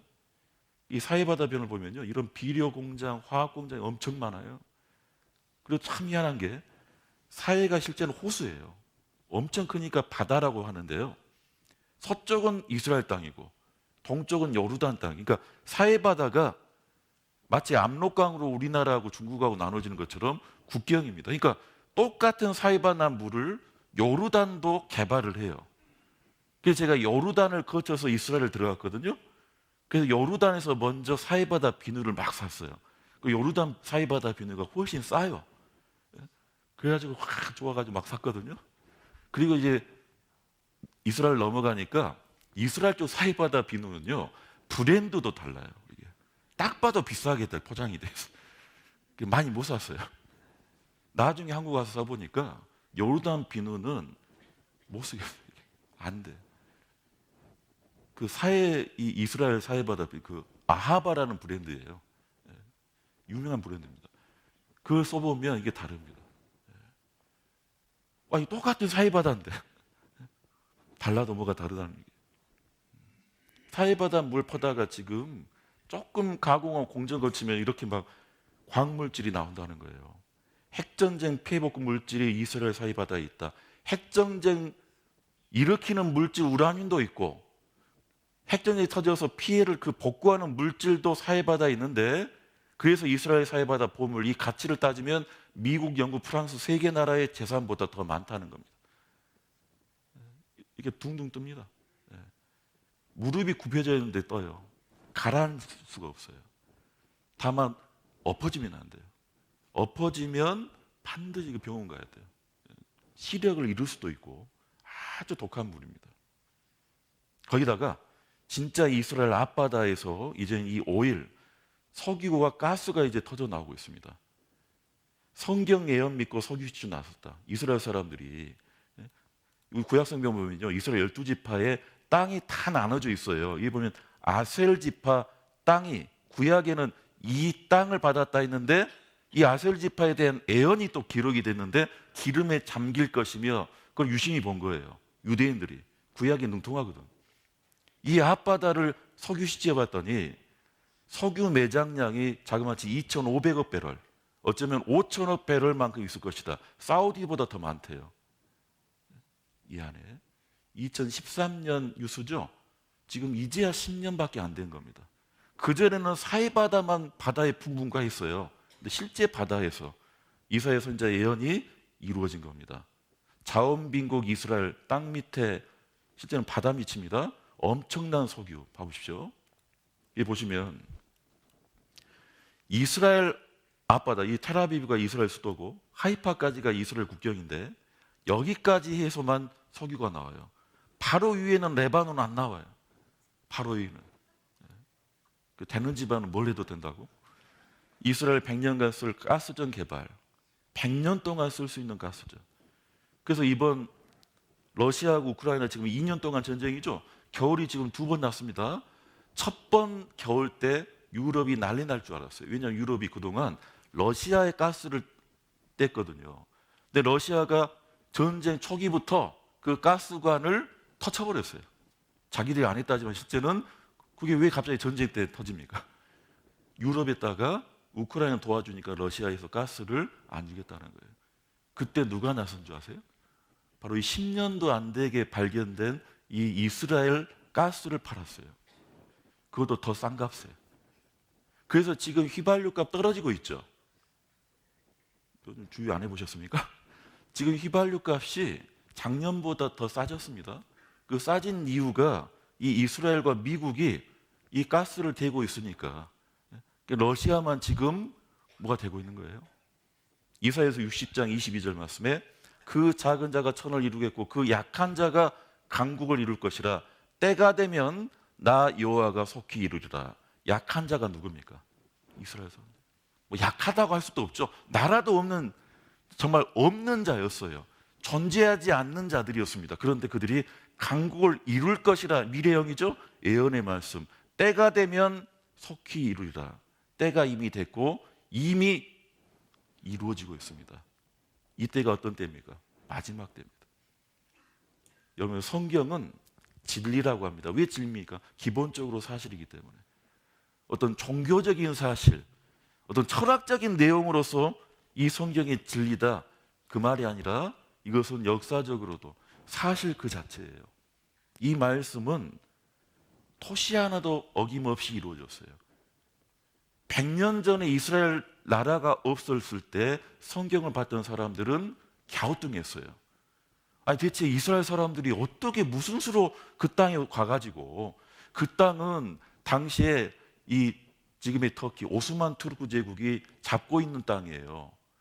이슬람의 성지가 예루살렘이 있어요. 그런데 왜 성경 말씀이 이사야 선지자도 그렇고 에스겔 선지자도 호세아 선지자도 다니엘도 예수님마저도 이스라엘 사람들이 돌아올 것이다 할까? 100년 전에는 갸우뚱했습니다. 근데 성경을 순전히 믿는 사람들은요, 100년 전이라도, 곧 이스라엘의 나라가 없은 그 시대에도 분명히 이스라엘은 돌아올 것이다.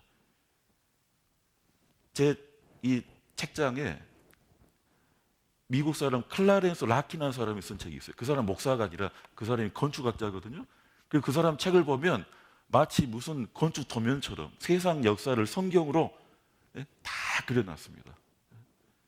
거기에 유대인이라는 한 챕터가 나와요. 유대인은 반드시 그 땅으로 돌아올 것이다. 나라를 세울 것이다. 그 책이 언제 나온지 아십니까? 1925년 판입니다. 이스라엘이 세워지기 전이에요. 왜? 그 사람은 성경을 믿는 사람이에요. 일본의 우찌무라 간조라는 사람이 있어요. 구원받은 그리스도인입니다.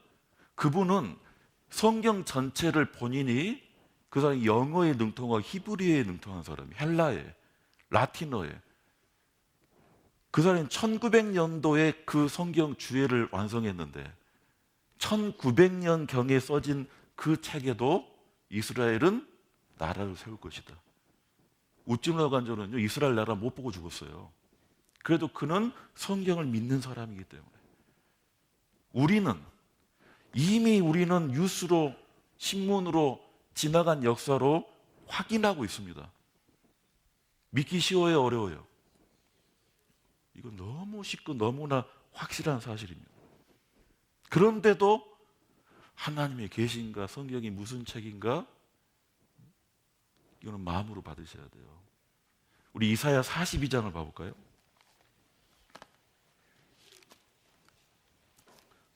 이사야 42장, 구약 1017페이지, 42장 18절입니다. 이사야서 42장 18절. 너희 귀머거리들아 들으라. 너희 소경들아 밝히보라. 소경이 누구냐? 내 종이 아니냐? 누가 나의 보내는 나의 사자같이 귀머거리느냐? 누가 나와 친한 자같이 소경이겠느냐? 누가 여호와의 종같이 소경이겠느냐? 20절을 함께 읽겠습니다. 내가 많은 것을 볼지라도 유치 아니하며 귀는 밝을지라도 듣지 아니하는도다. 그래서 왜 귀머거리 소경, 앞을 못 보고 듣지 못한 사람들에게 이 말씀을 주신 게 아니에요. 본 수 있고 들을 수 있고 얼마든지 생각할 수 있고 확인할 수 있는데도 네가 많은 것을 볼지라도 유의치 아니하며 귀는 밝은데 듣지 아니하는도다. 소리는 그냥 들리는 겁니다. 그러나 들어봐야 됩니다. 예수님 말씀에 들을 귀 있는 자는 들을지어다. 이게 어려워서가 아니에요. 내용이 맞지 않아서가 아닙니다. 마음이 유효하지 않아요. 마음이 유효하지 않아요. 우리 다다음 주에 초등학생들 집회 있거든요. 초등학생들이 더 잘 믿습니다. 글자를 모르는 어르신들, 눈이 어두운 분들도 확실히 믿어요. 그분들이 오히려 성경을 더 많이 아세요. 왜 그럴까요? 마음이 유효하기 때문에. 하나님께서 누구를 더 많이 심판한 줄 아세요?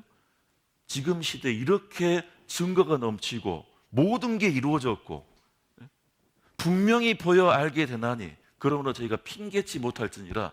핑계만 못 대는 게 아니라 하나님의 심판이 더 커질 겁니다. 예수님의 그 징조에 대한 예언 지금 완전히 이루어지고 있어요. 제자들은 듣기만 했지 보진 못했죠. 우리는 어떻습니까? 우리는 이 성경을 통해서 지금 보고 있어요. 보고 있습니다.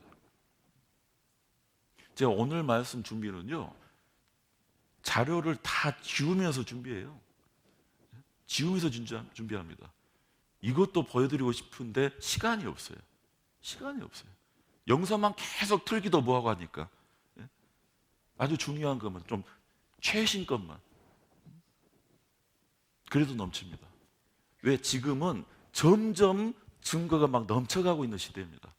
제가 처음 성경 배울 때만 해도 그때는 유럽도 하나가 아니었습니다. 유럽이 화폐를 쓰지 않았어요, 하나로. 그때 강사님이 곧 유럽이 한 나라가 되고 돈이 하나로 될 겁니다. 이게 뭔 말인가 했거든요. 지금 어때요? 지금 이미 상식이잖아요. 그때는 그렇게 증거가 넘치지 않았어요. 그때 강사님의 증거는 세계사 교과서, 고등학교, 사회과 무도, 어제 나온 신문 직접 잘라가지고 막 보여줘. 그럼 뒤에서 보이지도 않아요. 뭐 스크린도 없을 때입니다. 지금은 증거가 엄청 넘치고 있어요. 오히려 하나님의 그 심판이 더 엄할 수 있습니다. 자, 예수님께서 이렇게 말씀하셨습니다. 이제 그 징조가 다 이루어지면 끝은 곧 되지 아니하리라. 그래 끝난다는 게 아닙니다. 지진으로 끝난다는 것도 아니고 전쟁으로 뭐 분쟁으로 끝난다는 게 아니에요. 그럼 어떻게 끝나느냐? 그것을 우리에게 말씀하셨어요. 에스겔서 38장 말씀에 한 구절인데 좀 길죠? 물건을 겁탈하며 노력하리라 하고 내 손을 들어서 황무하였다가 지금 사람이 거치 않은 땅과 열국 중에서 모여서 짐승과 재물을 얻고 세상 중앙에 거하는 백성을 치고자 할 때, 친단 말이 전쟁을 하러 간다는 얘기입니다. 이 전쟁의 목적, 물건을 겁탈하는, 물건 빼앗으려고. 어디로 갑니까? 내 손을 들어서 황무하였다가 지금 사람이 거치 않은 땅, 어딜까요? 지금 1시간 넘게 말씀을 잘 들으셨다면 이 말씀은 해석이 필요 없어요. 굳이. 내 손을 들어서 황무하였다가 지금 사람이 거치 않은 땅 어디 땅입니까? 이스라엘. 그것도 언제 이스라엘인가? 지금 시대예요. 100년 전도 아니죠. 열국 중에서 모여서 짐승과 재물을 얻고 세상 중앙에 거하는 백성 누굽니까? 이스라엘 사람들. 열국 중에서 모여서 2600년 전 에스겔 선지자의 예언이 우리 시대에 이루어졌고 이 전쟁이 일어날 것을 또 예언하신 겁니다. 세상 중앙 이스라엘. 근데 에스겔 선지자 때는요, 세상 중앙 이스라엘 땅인지 몰랐어요. 하나님께서 감동으로 이 계시를 해주신 겁니다. 8절입니다. 여론하울 곧 말년에 세상 마지막 때입니다. 내가 명령을 받고 그 땅 곧 오래 황무하였던 이스라엘 산에 이르르니. 성경은 정확해요. 보십시오. 오래 황무하였던 이스라엘 산. 그러면 이 말씀이 이루어지는 말년에는, 마지막 때는 이스라엘 산이, 땅이 황무하다는 얘기예요? 황무하지 않다는 얘기예요? 황무하였던이라는 것은요, 황무했다가 지금은 황무하지 않다. 2600년 전에 이 말씀을 듣는 이스라엘 사람들은 이상할 거예요. 왜 황무하였던 이스라엘 산이라 그러지? 왜? 지금 나무도 많고 과일도 많이 나고 그러는데 이건 앞날의 예언이고, 우리 시대에는 이제 이 황무하였던 이스라엘 산이 어떤 시대인지를 분명히 알 수 있습니다.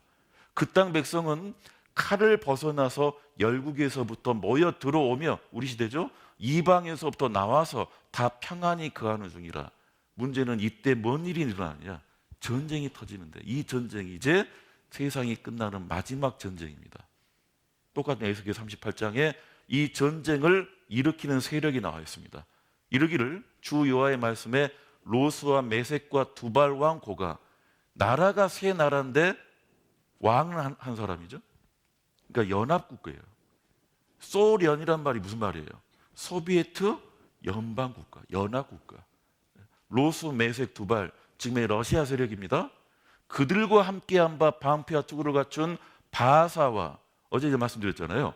서체가 좀 달라요. 이게 약간 궁서체고, 바사 이거는 약간 고딕체죠. 이건 나라입니다. 바하사와 구스와 붓과 고멜과 도갈마 족속, 그 모든 때껏 많은 백성의 무리를 너와 함께 이 곡과 함께 끌어내리라. 어디까지? 이스라엘 땅까지. 언제? 이스라엘 사람들이 세상에서 돌아와 가지고 평안히 거할 때. 그 전쟁을 왜 한다고요?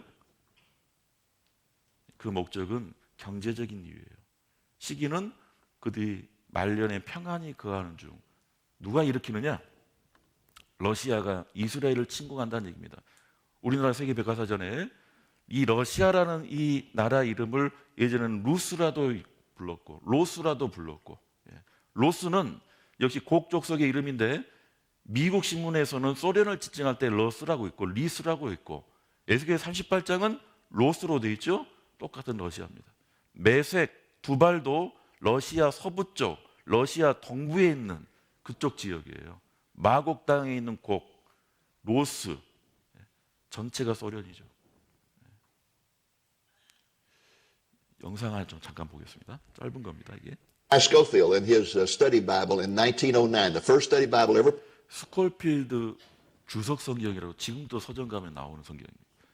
이 스콜필드라는 분이 1909년, 지금도 한 100년 전에 구약 성경을 주예를 달았어요.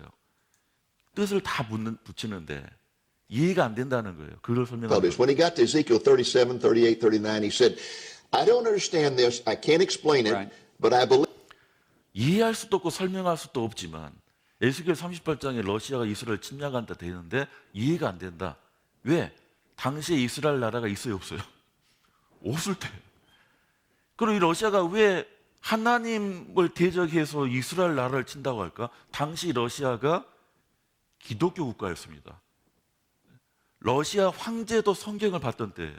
공산국가 전입니다. 이해 안 된다는 it. 거예요. And what it says is that in the end times, Russia will invade Israel. Well, think of that. 1909, Israel did not exist. There was no prospect that Israel would ever exist, and the Russians were a Christian Orthodox nation. Yeah, and they were a nation of peasant farmers who had no.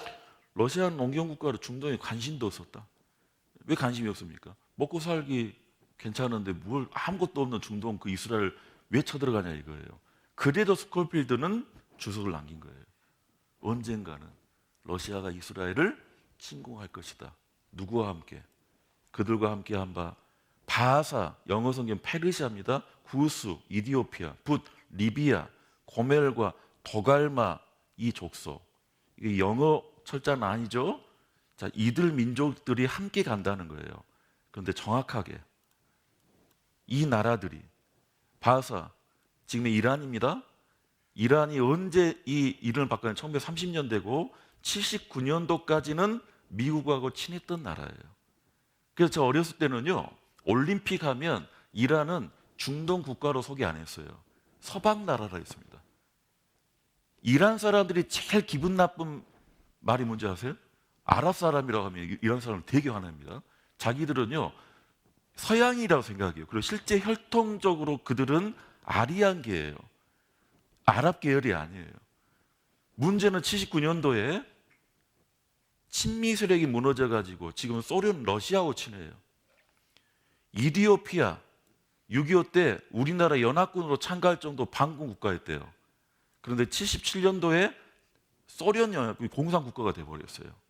리비아도 친미 국가였다가 그 유명한 가다피에 의해서 좀 죽었죠. 가다피 반미 국가가 되었습니다. 1969년도에. 지금 한 50여 년 만에 갑자기 바뀌어버린 거예요.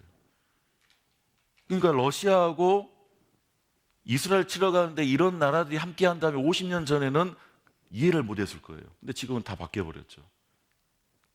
더 놀라운 건 도갈마 족속이 어딘가 봤더니요, 이 고멜도 여기고 이 아르메니아 지역입니다. 도갈마, 이 구글 지도를 영어로 도갈마 철자를 딱 검색해 보십시오. 지도를 펴놓고. 그러면 어디로 나온지 아세요? 터키로 나옵니다. 터키. 20년 전만 해도 터키가 이스라엘 쳐들어간다고? 그러면 다 부인했을 거예요.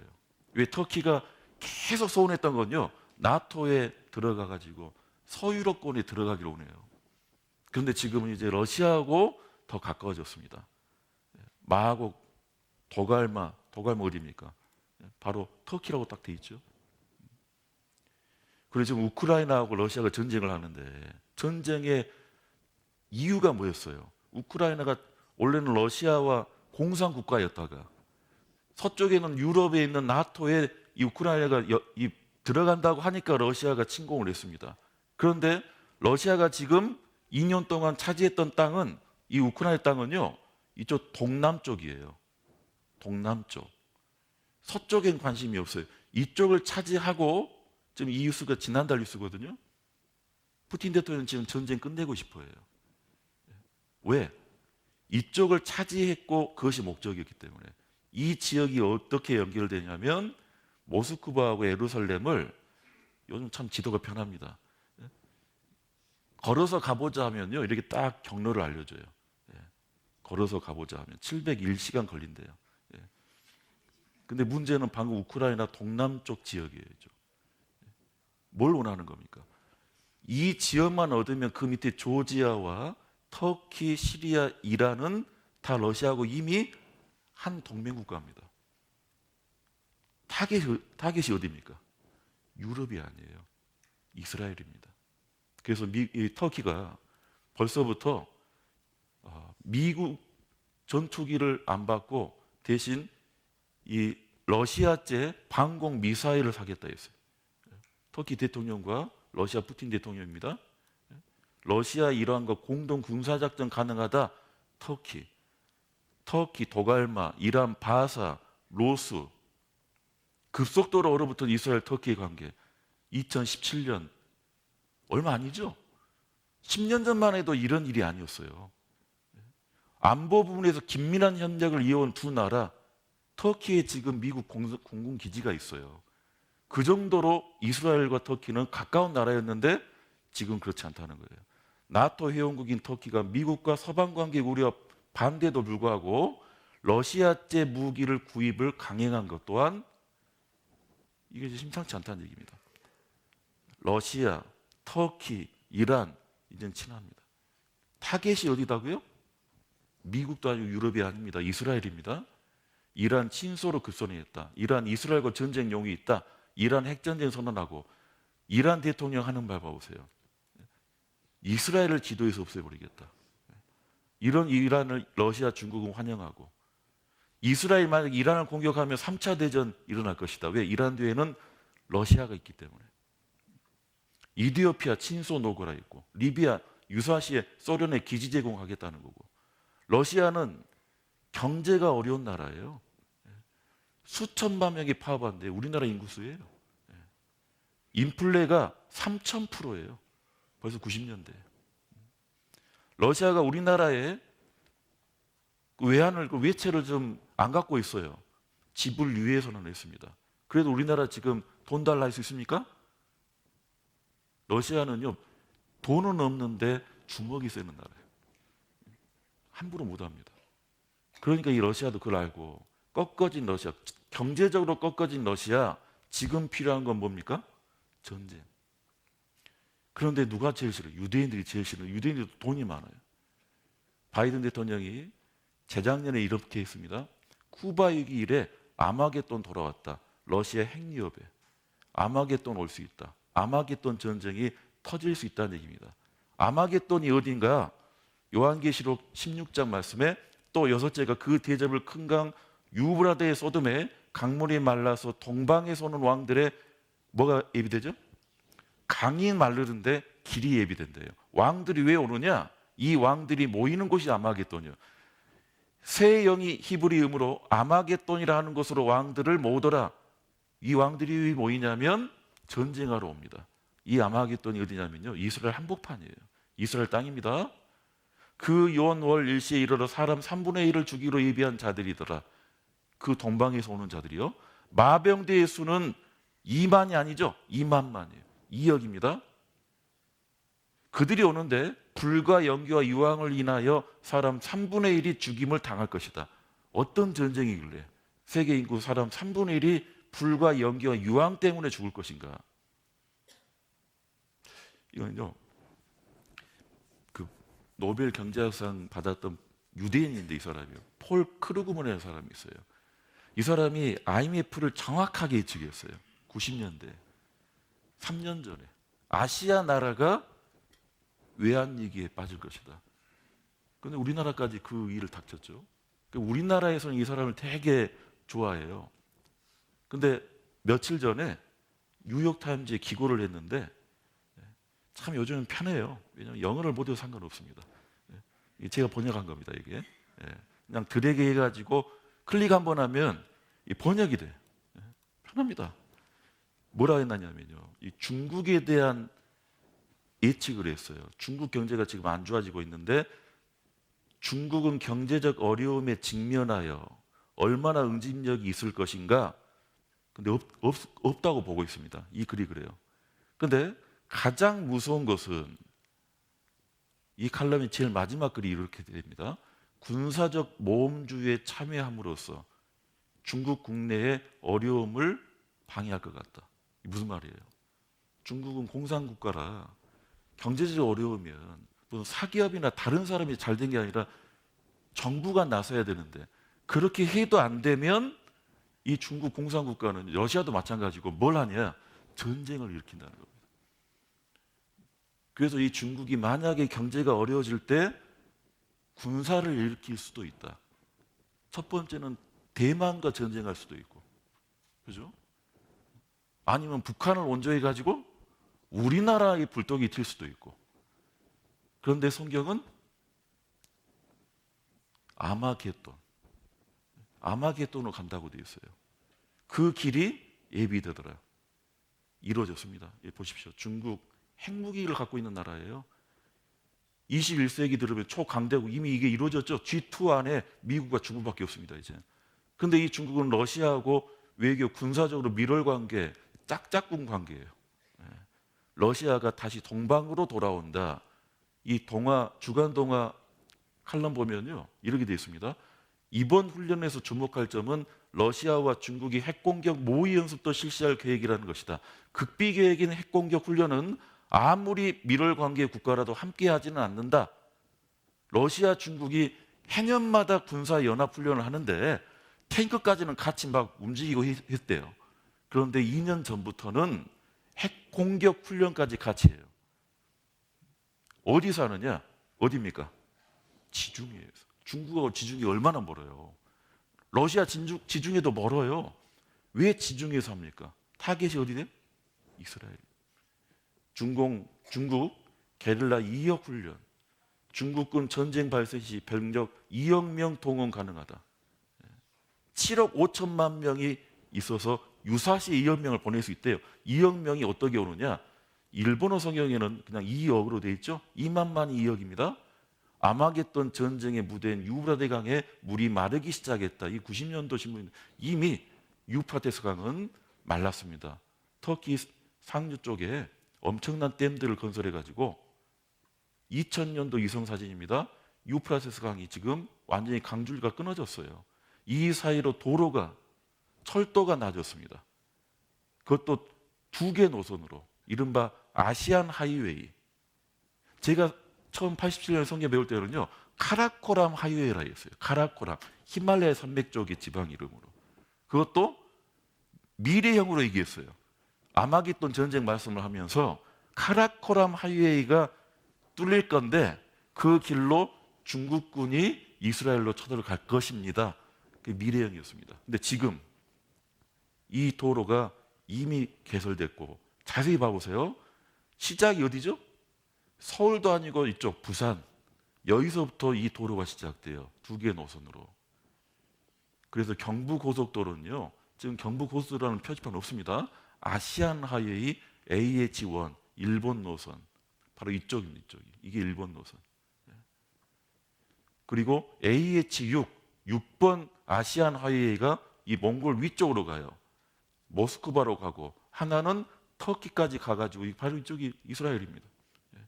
제가 터키에서 버스 타고 시리아 건너서 요르단에 가지고 이스라엘 들어갔어요.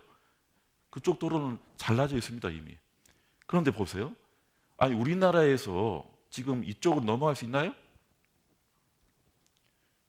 이쪽이 김정은 때문에 못 넘어가요, 지금.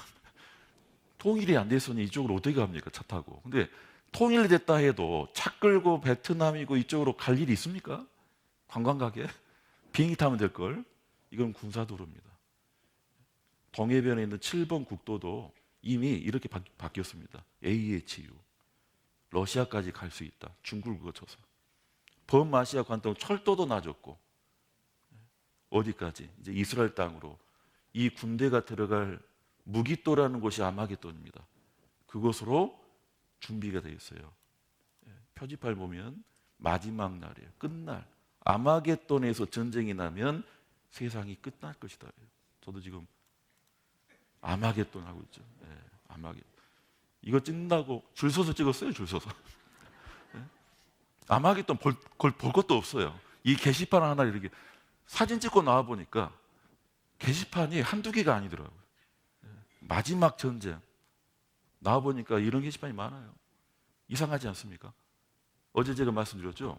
이스라엘은 아직 예수님을 메시아로 인정하지 않고 구약 성경만 하나님 말씀으로 인정합니다. 그게 유대교입니다. 신약 성경은요. 재수 없다고 이스라엘에서 만약 신약 복음 전했다가는요. 이게 지금 봉변당합니다. 그런데 이스라엘 한복판에 우리나라 충청도 그 위치쯤 되는 아마겟돈에는 요한계시록 신약 성경에 나와 있는 그 말씀을 기초로 세상 마지막 전쟁이 이곳에서 터질 것이라고. 그 일이 있을 겁니다. 중국은 왜 이 전쟁이 뛰어듭니까? 중국도 상황이 안 좋아요. 미국의 부채 한도를 높이는 협상이 교착 상태에 빠진 가운데 디폴트 시한이 초읽기에 들어갔습니다. 미국의 최대 견제 대상이자 최대 채권국 가운데 하나인 중국은 울지도 웃지도 못하고 있습니다. 이유는 뭘까요? 베이징 강정규 특파원의 보도입니다. 미국 백악관과 공화당의 팽팽한 줄다리기로 수렁에 빠진 부채 한도 협상. 재무부 현금 잔고는 500억 달러를 밑돌며 바닥을 드러내고 있습니다. 미국이 디폴트라는 건요. 이제 거의 부도가 날 수 있다라는 겁니다. 이런 일들이 작년에도 있었고 재작년에도 있었고 올해도 아마 계속 이런 뉴스가 있을 건데 문제는 중국이 지금 어려워져요. 의 감소로 이어지기 때문입니다. 불행 중 다행인 건 미국 최대 채권국이었던 중국이 트럼프 행정부와 갈등을 빚으며 보유 자산을 대폭 줄여왔다는 점입니다. 대신 일본이 최대 채권국으로 떠올라 현재 1조 1000억 달러어치를 쌓아둔 상태입니다. 미국이 디폴트 사태에 빠질 경우 달러 패권에 도전하는 중국엔 또 다른 기회. 이런 뉴스가 왜 나오냐면 지금 전 세계 달러를 가장 많이 가지고 있는 나라가 미국 다음으로 중국이. 중국에 달러가 많아요. 근데 만약에 미국에서 부도가 나면 중국에 있는 그 많은 달러는 휴지조각 되는 거예요. 그래서 중국은 미국에 돈을 많이 빌려준 채권 나라예요. 미국이 무너지면 중국도 쉽지 않다. 그건 옛날부터 그렇게 나왔습니다. 보십시오. 미국의 구제금융정책은 국제 상황에도 변수를 가져왔다. 중국이 미국 국채의 안전성에 의문을 제기한 것이다.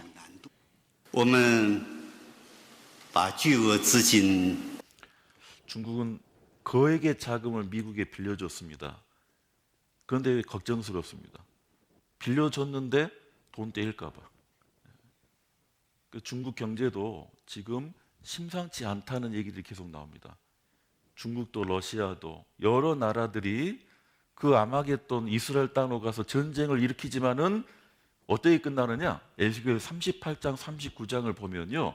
핵전쟁으로 확산되고 결국은 다 죽어요. 이게 마지막 전쟁입니다. 지구 최후의 날 모르는 게 약이다. 지구의 최후 날이 없다는 얘기가 아니죠. 89년도 50억 지구 가족의 소망은 핵 지옥으로부터 해방이다. 핵전쟁 안 나기를 원했고 당시에 핵무기가 지구 8번 폭파하고도 남을 핵무기가 전 세계에 있었어요. 89년도에. 그런데 91년도입니다.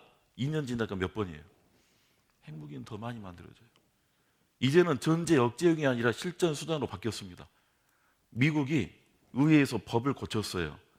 핵무기 사용, 선제 공격 검토할 수 있는 국가 타겟을 다 조정해놨습니다.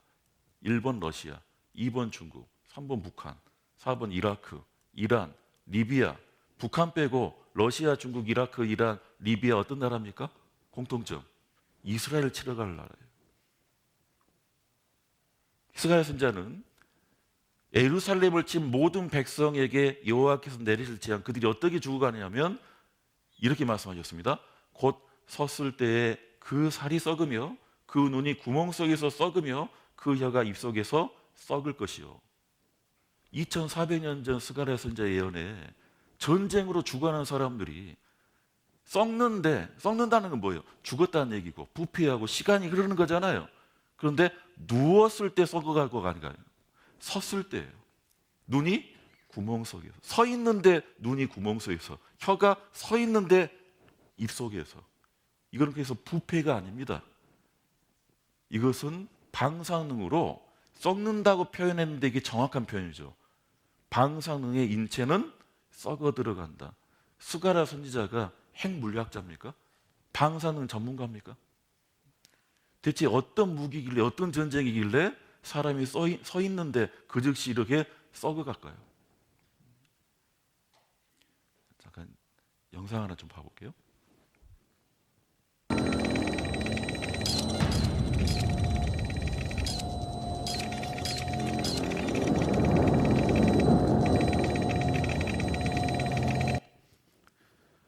지금 이미 터졌던 히로시마 핵폭탄, 에베레스탄보다 더 많이 올라왔다는 거예요. 그 버섯 구름이. 북한산 수소폭탄, 북한에서 만든 수소폭탄 어마어마하죠? 1960년대가 만들었던 소련의 차르 폼바란 폭탄은 보지도 않아요. 이미 50년 전에 만들어졌는데 그 영향력을 지금 보여주고 있는 겁니다.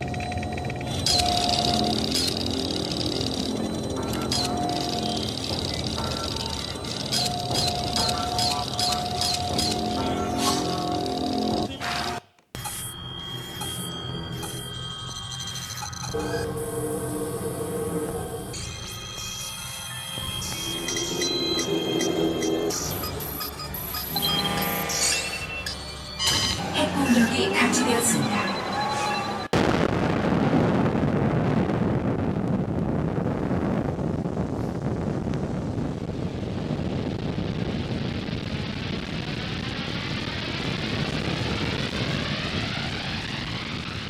여기서 잠깐.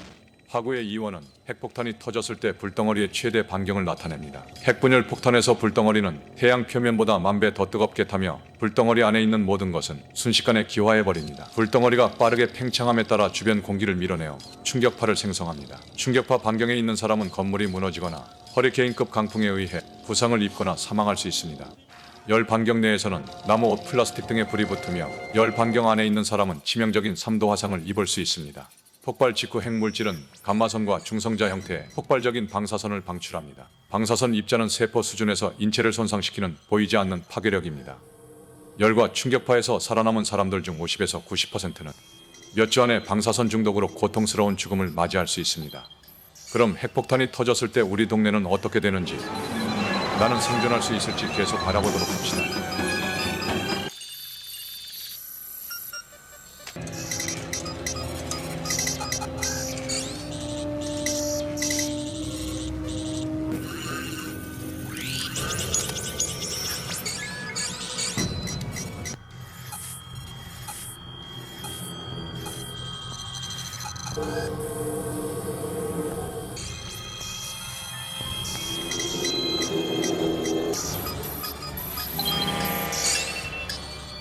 핵공격이 감지되었습니다.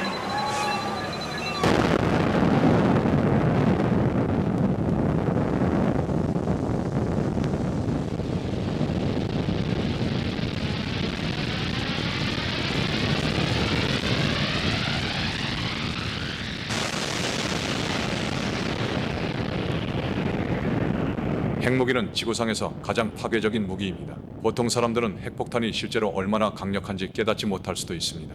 다음은 현재 인간이 만든 핵폭탄 중 가장 강력한 핵폭탄인 차르범바의 위력을 알아봅시다.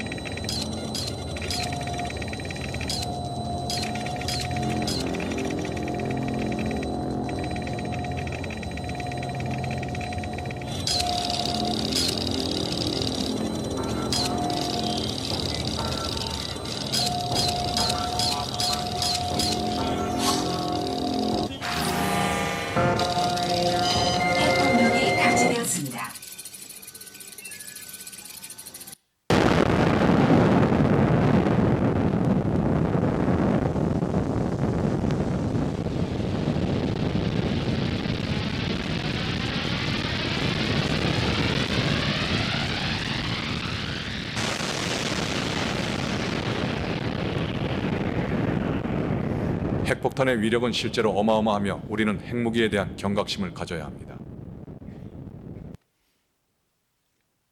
핵전쟁 터지면 그 다음 전쟁은 몽둥이와 돌로 싸우게 될 것이다. 무슨 말입니까? 문명이 다 무너져 버린다는 얘기죠. 이런 핵무기가 지금 미국에만 25,000기가 넘어요. 이스라엘에만 지금 200에서 300기가 넘어요. 이스라엘 강원도 땅만 한데 그 좁은 땅에. 자, 베드로후서 3장. 아까 제가 베드로후서 3장까지 정도는 제가 전한다 했죠. 신약성경 베드로후서 3장입니다.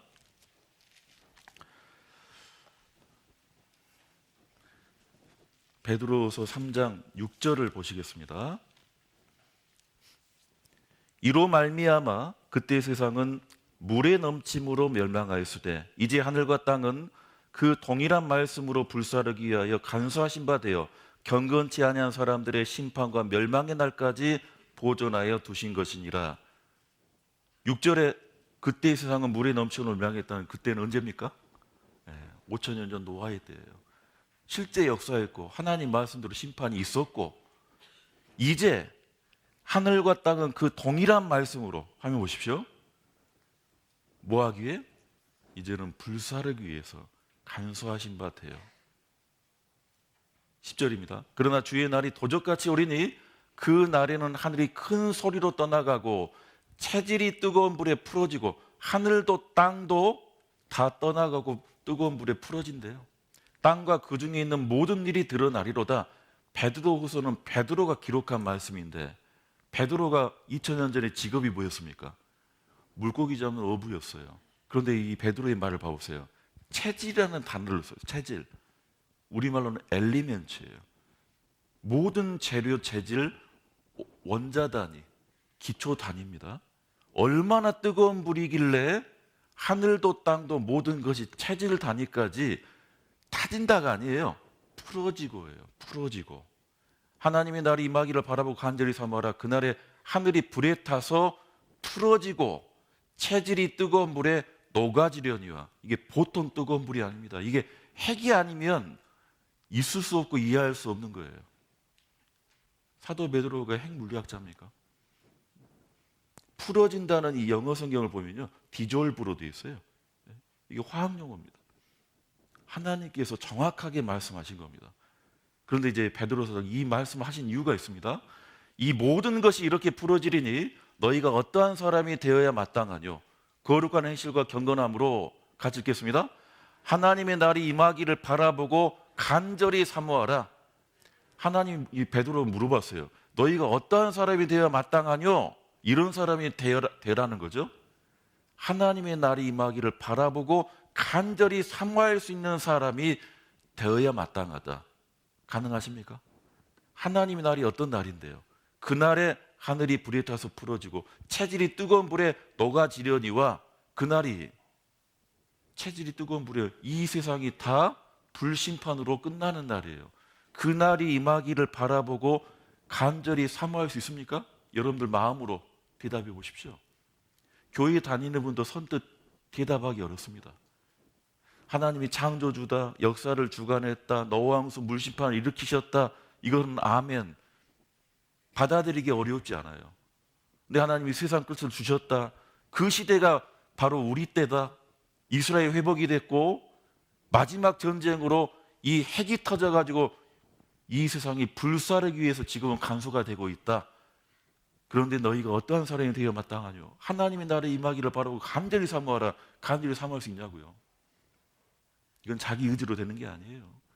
마음에서는요, 불편할 수도 있고 부담될 수도 있고 오늘 말씀은 뭔가 사실이 아니었으면 이루어지더라도 100년 후에나 있을 일이면 그런 바람이 있을 수 있는데 이 보십시오. 어떤 사람이 이 날을 임하기를 바라보고 간절히 사모할 수 있냐면요. 여기 보면 우리는 이라는 사람이 있어요. 우리. 네? 우리는 같이 읽어보겠습니다. 우리는 그의 약속대로 의에 가른 바 새 하늘과 새 땅을 바라보도다. 새 하늘과 이 하늘과 이 땅은 체질 단위까지 뜨거운 불에 녹아져 버리고 없어져 버리는데 우리가 왜 그날을 바라볼 수 있느냐? 새 하늘과 새 땅이 있기 때문이에요. 그냥 있는 게 아니라 약속대로. 약속 받으셨습니까? 이 약속이 어떤 약속입니까? 신약 말씀, 구약 말씀, 하나님의 이 계약서. 어떤 계약일까요? 새 하늘과 새 땅을 우리에게 보내주시는 그 계약. 믿음으로 우리는 이 약속을 받는 거예요. 약속 받으셨습니까? 이 안에 우리는이라는 분이 있고 저희는이라는 분들이 있어요. 저는 솔직히 누군지 정확히 모릅니다.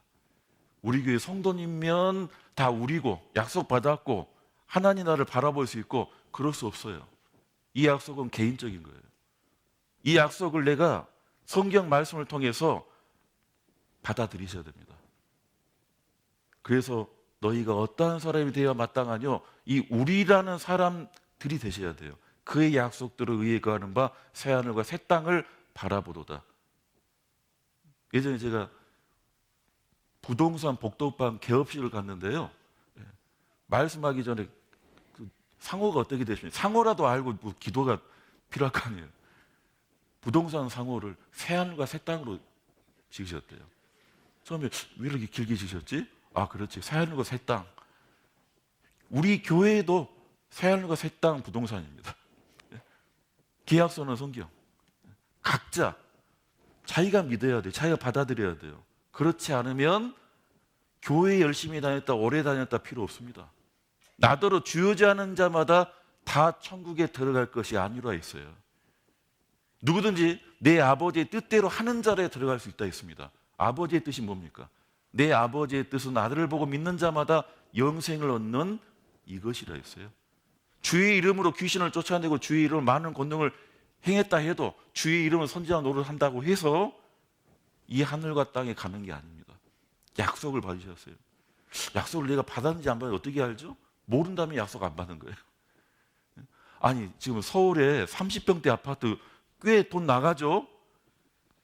계약했으면 몇 동 몇 호인지 몰라요, 알아요? 등기 때는 자기 이름이 있습니까, 없습니까?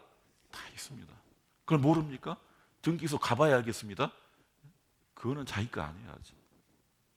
거듭난 사람, 구원받은 사람의 믿음은요 말씀으로 확실합니다. 그 약속이거든요. 이 약속의 말씀 가운데 있어요.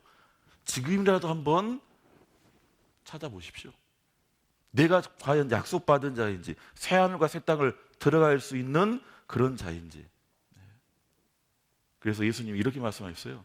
천재 기상은 분별할 줄 알면서 어찌 이 시대는 분별치 못하느냐. 날씨는 분별해서 비 올 것 같으면 우산이라도 챙기는데 어찌 이 시대는 분별치 못하느냐. 분별했으면 대비할 수 있어야 됩니다. 나 여호와의 노는 내 마음에 뜻하는 바를 행하여 이루기까지는 쉬지 아니하나니. 하나님이 정하시면요 반드시 이룬다는 얘기예요. 너희가 말일에 세상 끝날에 그것을 완전히 깨달으리라. 이 말일에 이거 깨달으면 안 됩니다. 지금 깨달으셔야 돼요. 말일에 깨달은 건 뭘 깨닫느냐? 아, 하나님 진짜 계셨구나. 하나님 정말로 한다고 하시면 하시는 분이구나. 세상이 끝나는구나. 그거 깨닫는 것은요 이제 늦어요. 진짜 마지막 말씀 함께 읽겠습니다. 슬기로운 자는 재앙을 보면 숨어 피하여도 어리석은 자들은 나아가다가 해를 받느니라. 어리석은 자들은 나아가다가 해를 받느니라. 이거는 겁주려고 경고하는 게 아닙니다. 여러분들 교회 나오게 하려고 이런 집회를 한다면요 오히려 이런 말씀들은요 이거 어려우니까 꽁꽁 숨겨놓을 거예요. 그렇죠? 마음 불편한데. 그런데 하나님께서는 이 심판을 정하셨고 이것을 피하게 하시는 것이 하나님의 본심이기 때문에 우리에게 모든 것을 밝히 보여주십니다. 우리 마지막 때에 이러한 증거가 있다는 게 우리에게는 은혜예요. 더 감사할 일입니다. 100년 전에 우리가 성경을 배운다면요 이스라엘 놓았을 때예요. 마지막 때 이런 전쟁 얘기하면 누가 믿겠습니까? 우리 때에 이 증거가 있기 때문에 우리는 확실히 믿고 받아들일 수 있는 겁니다.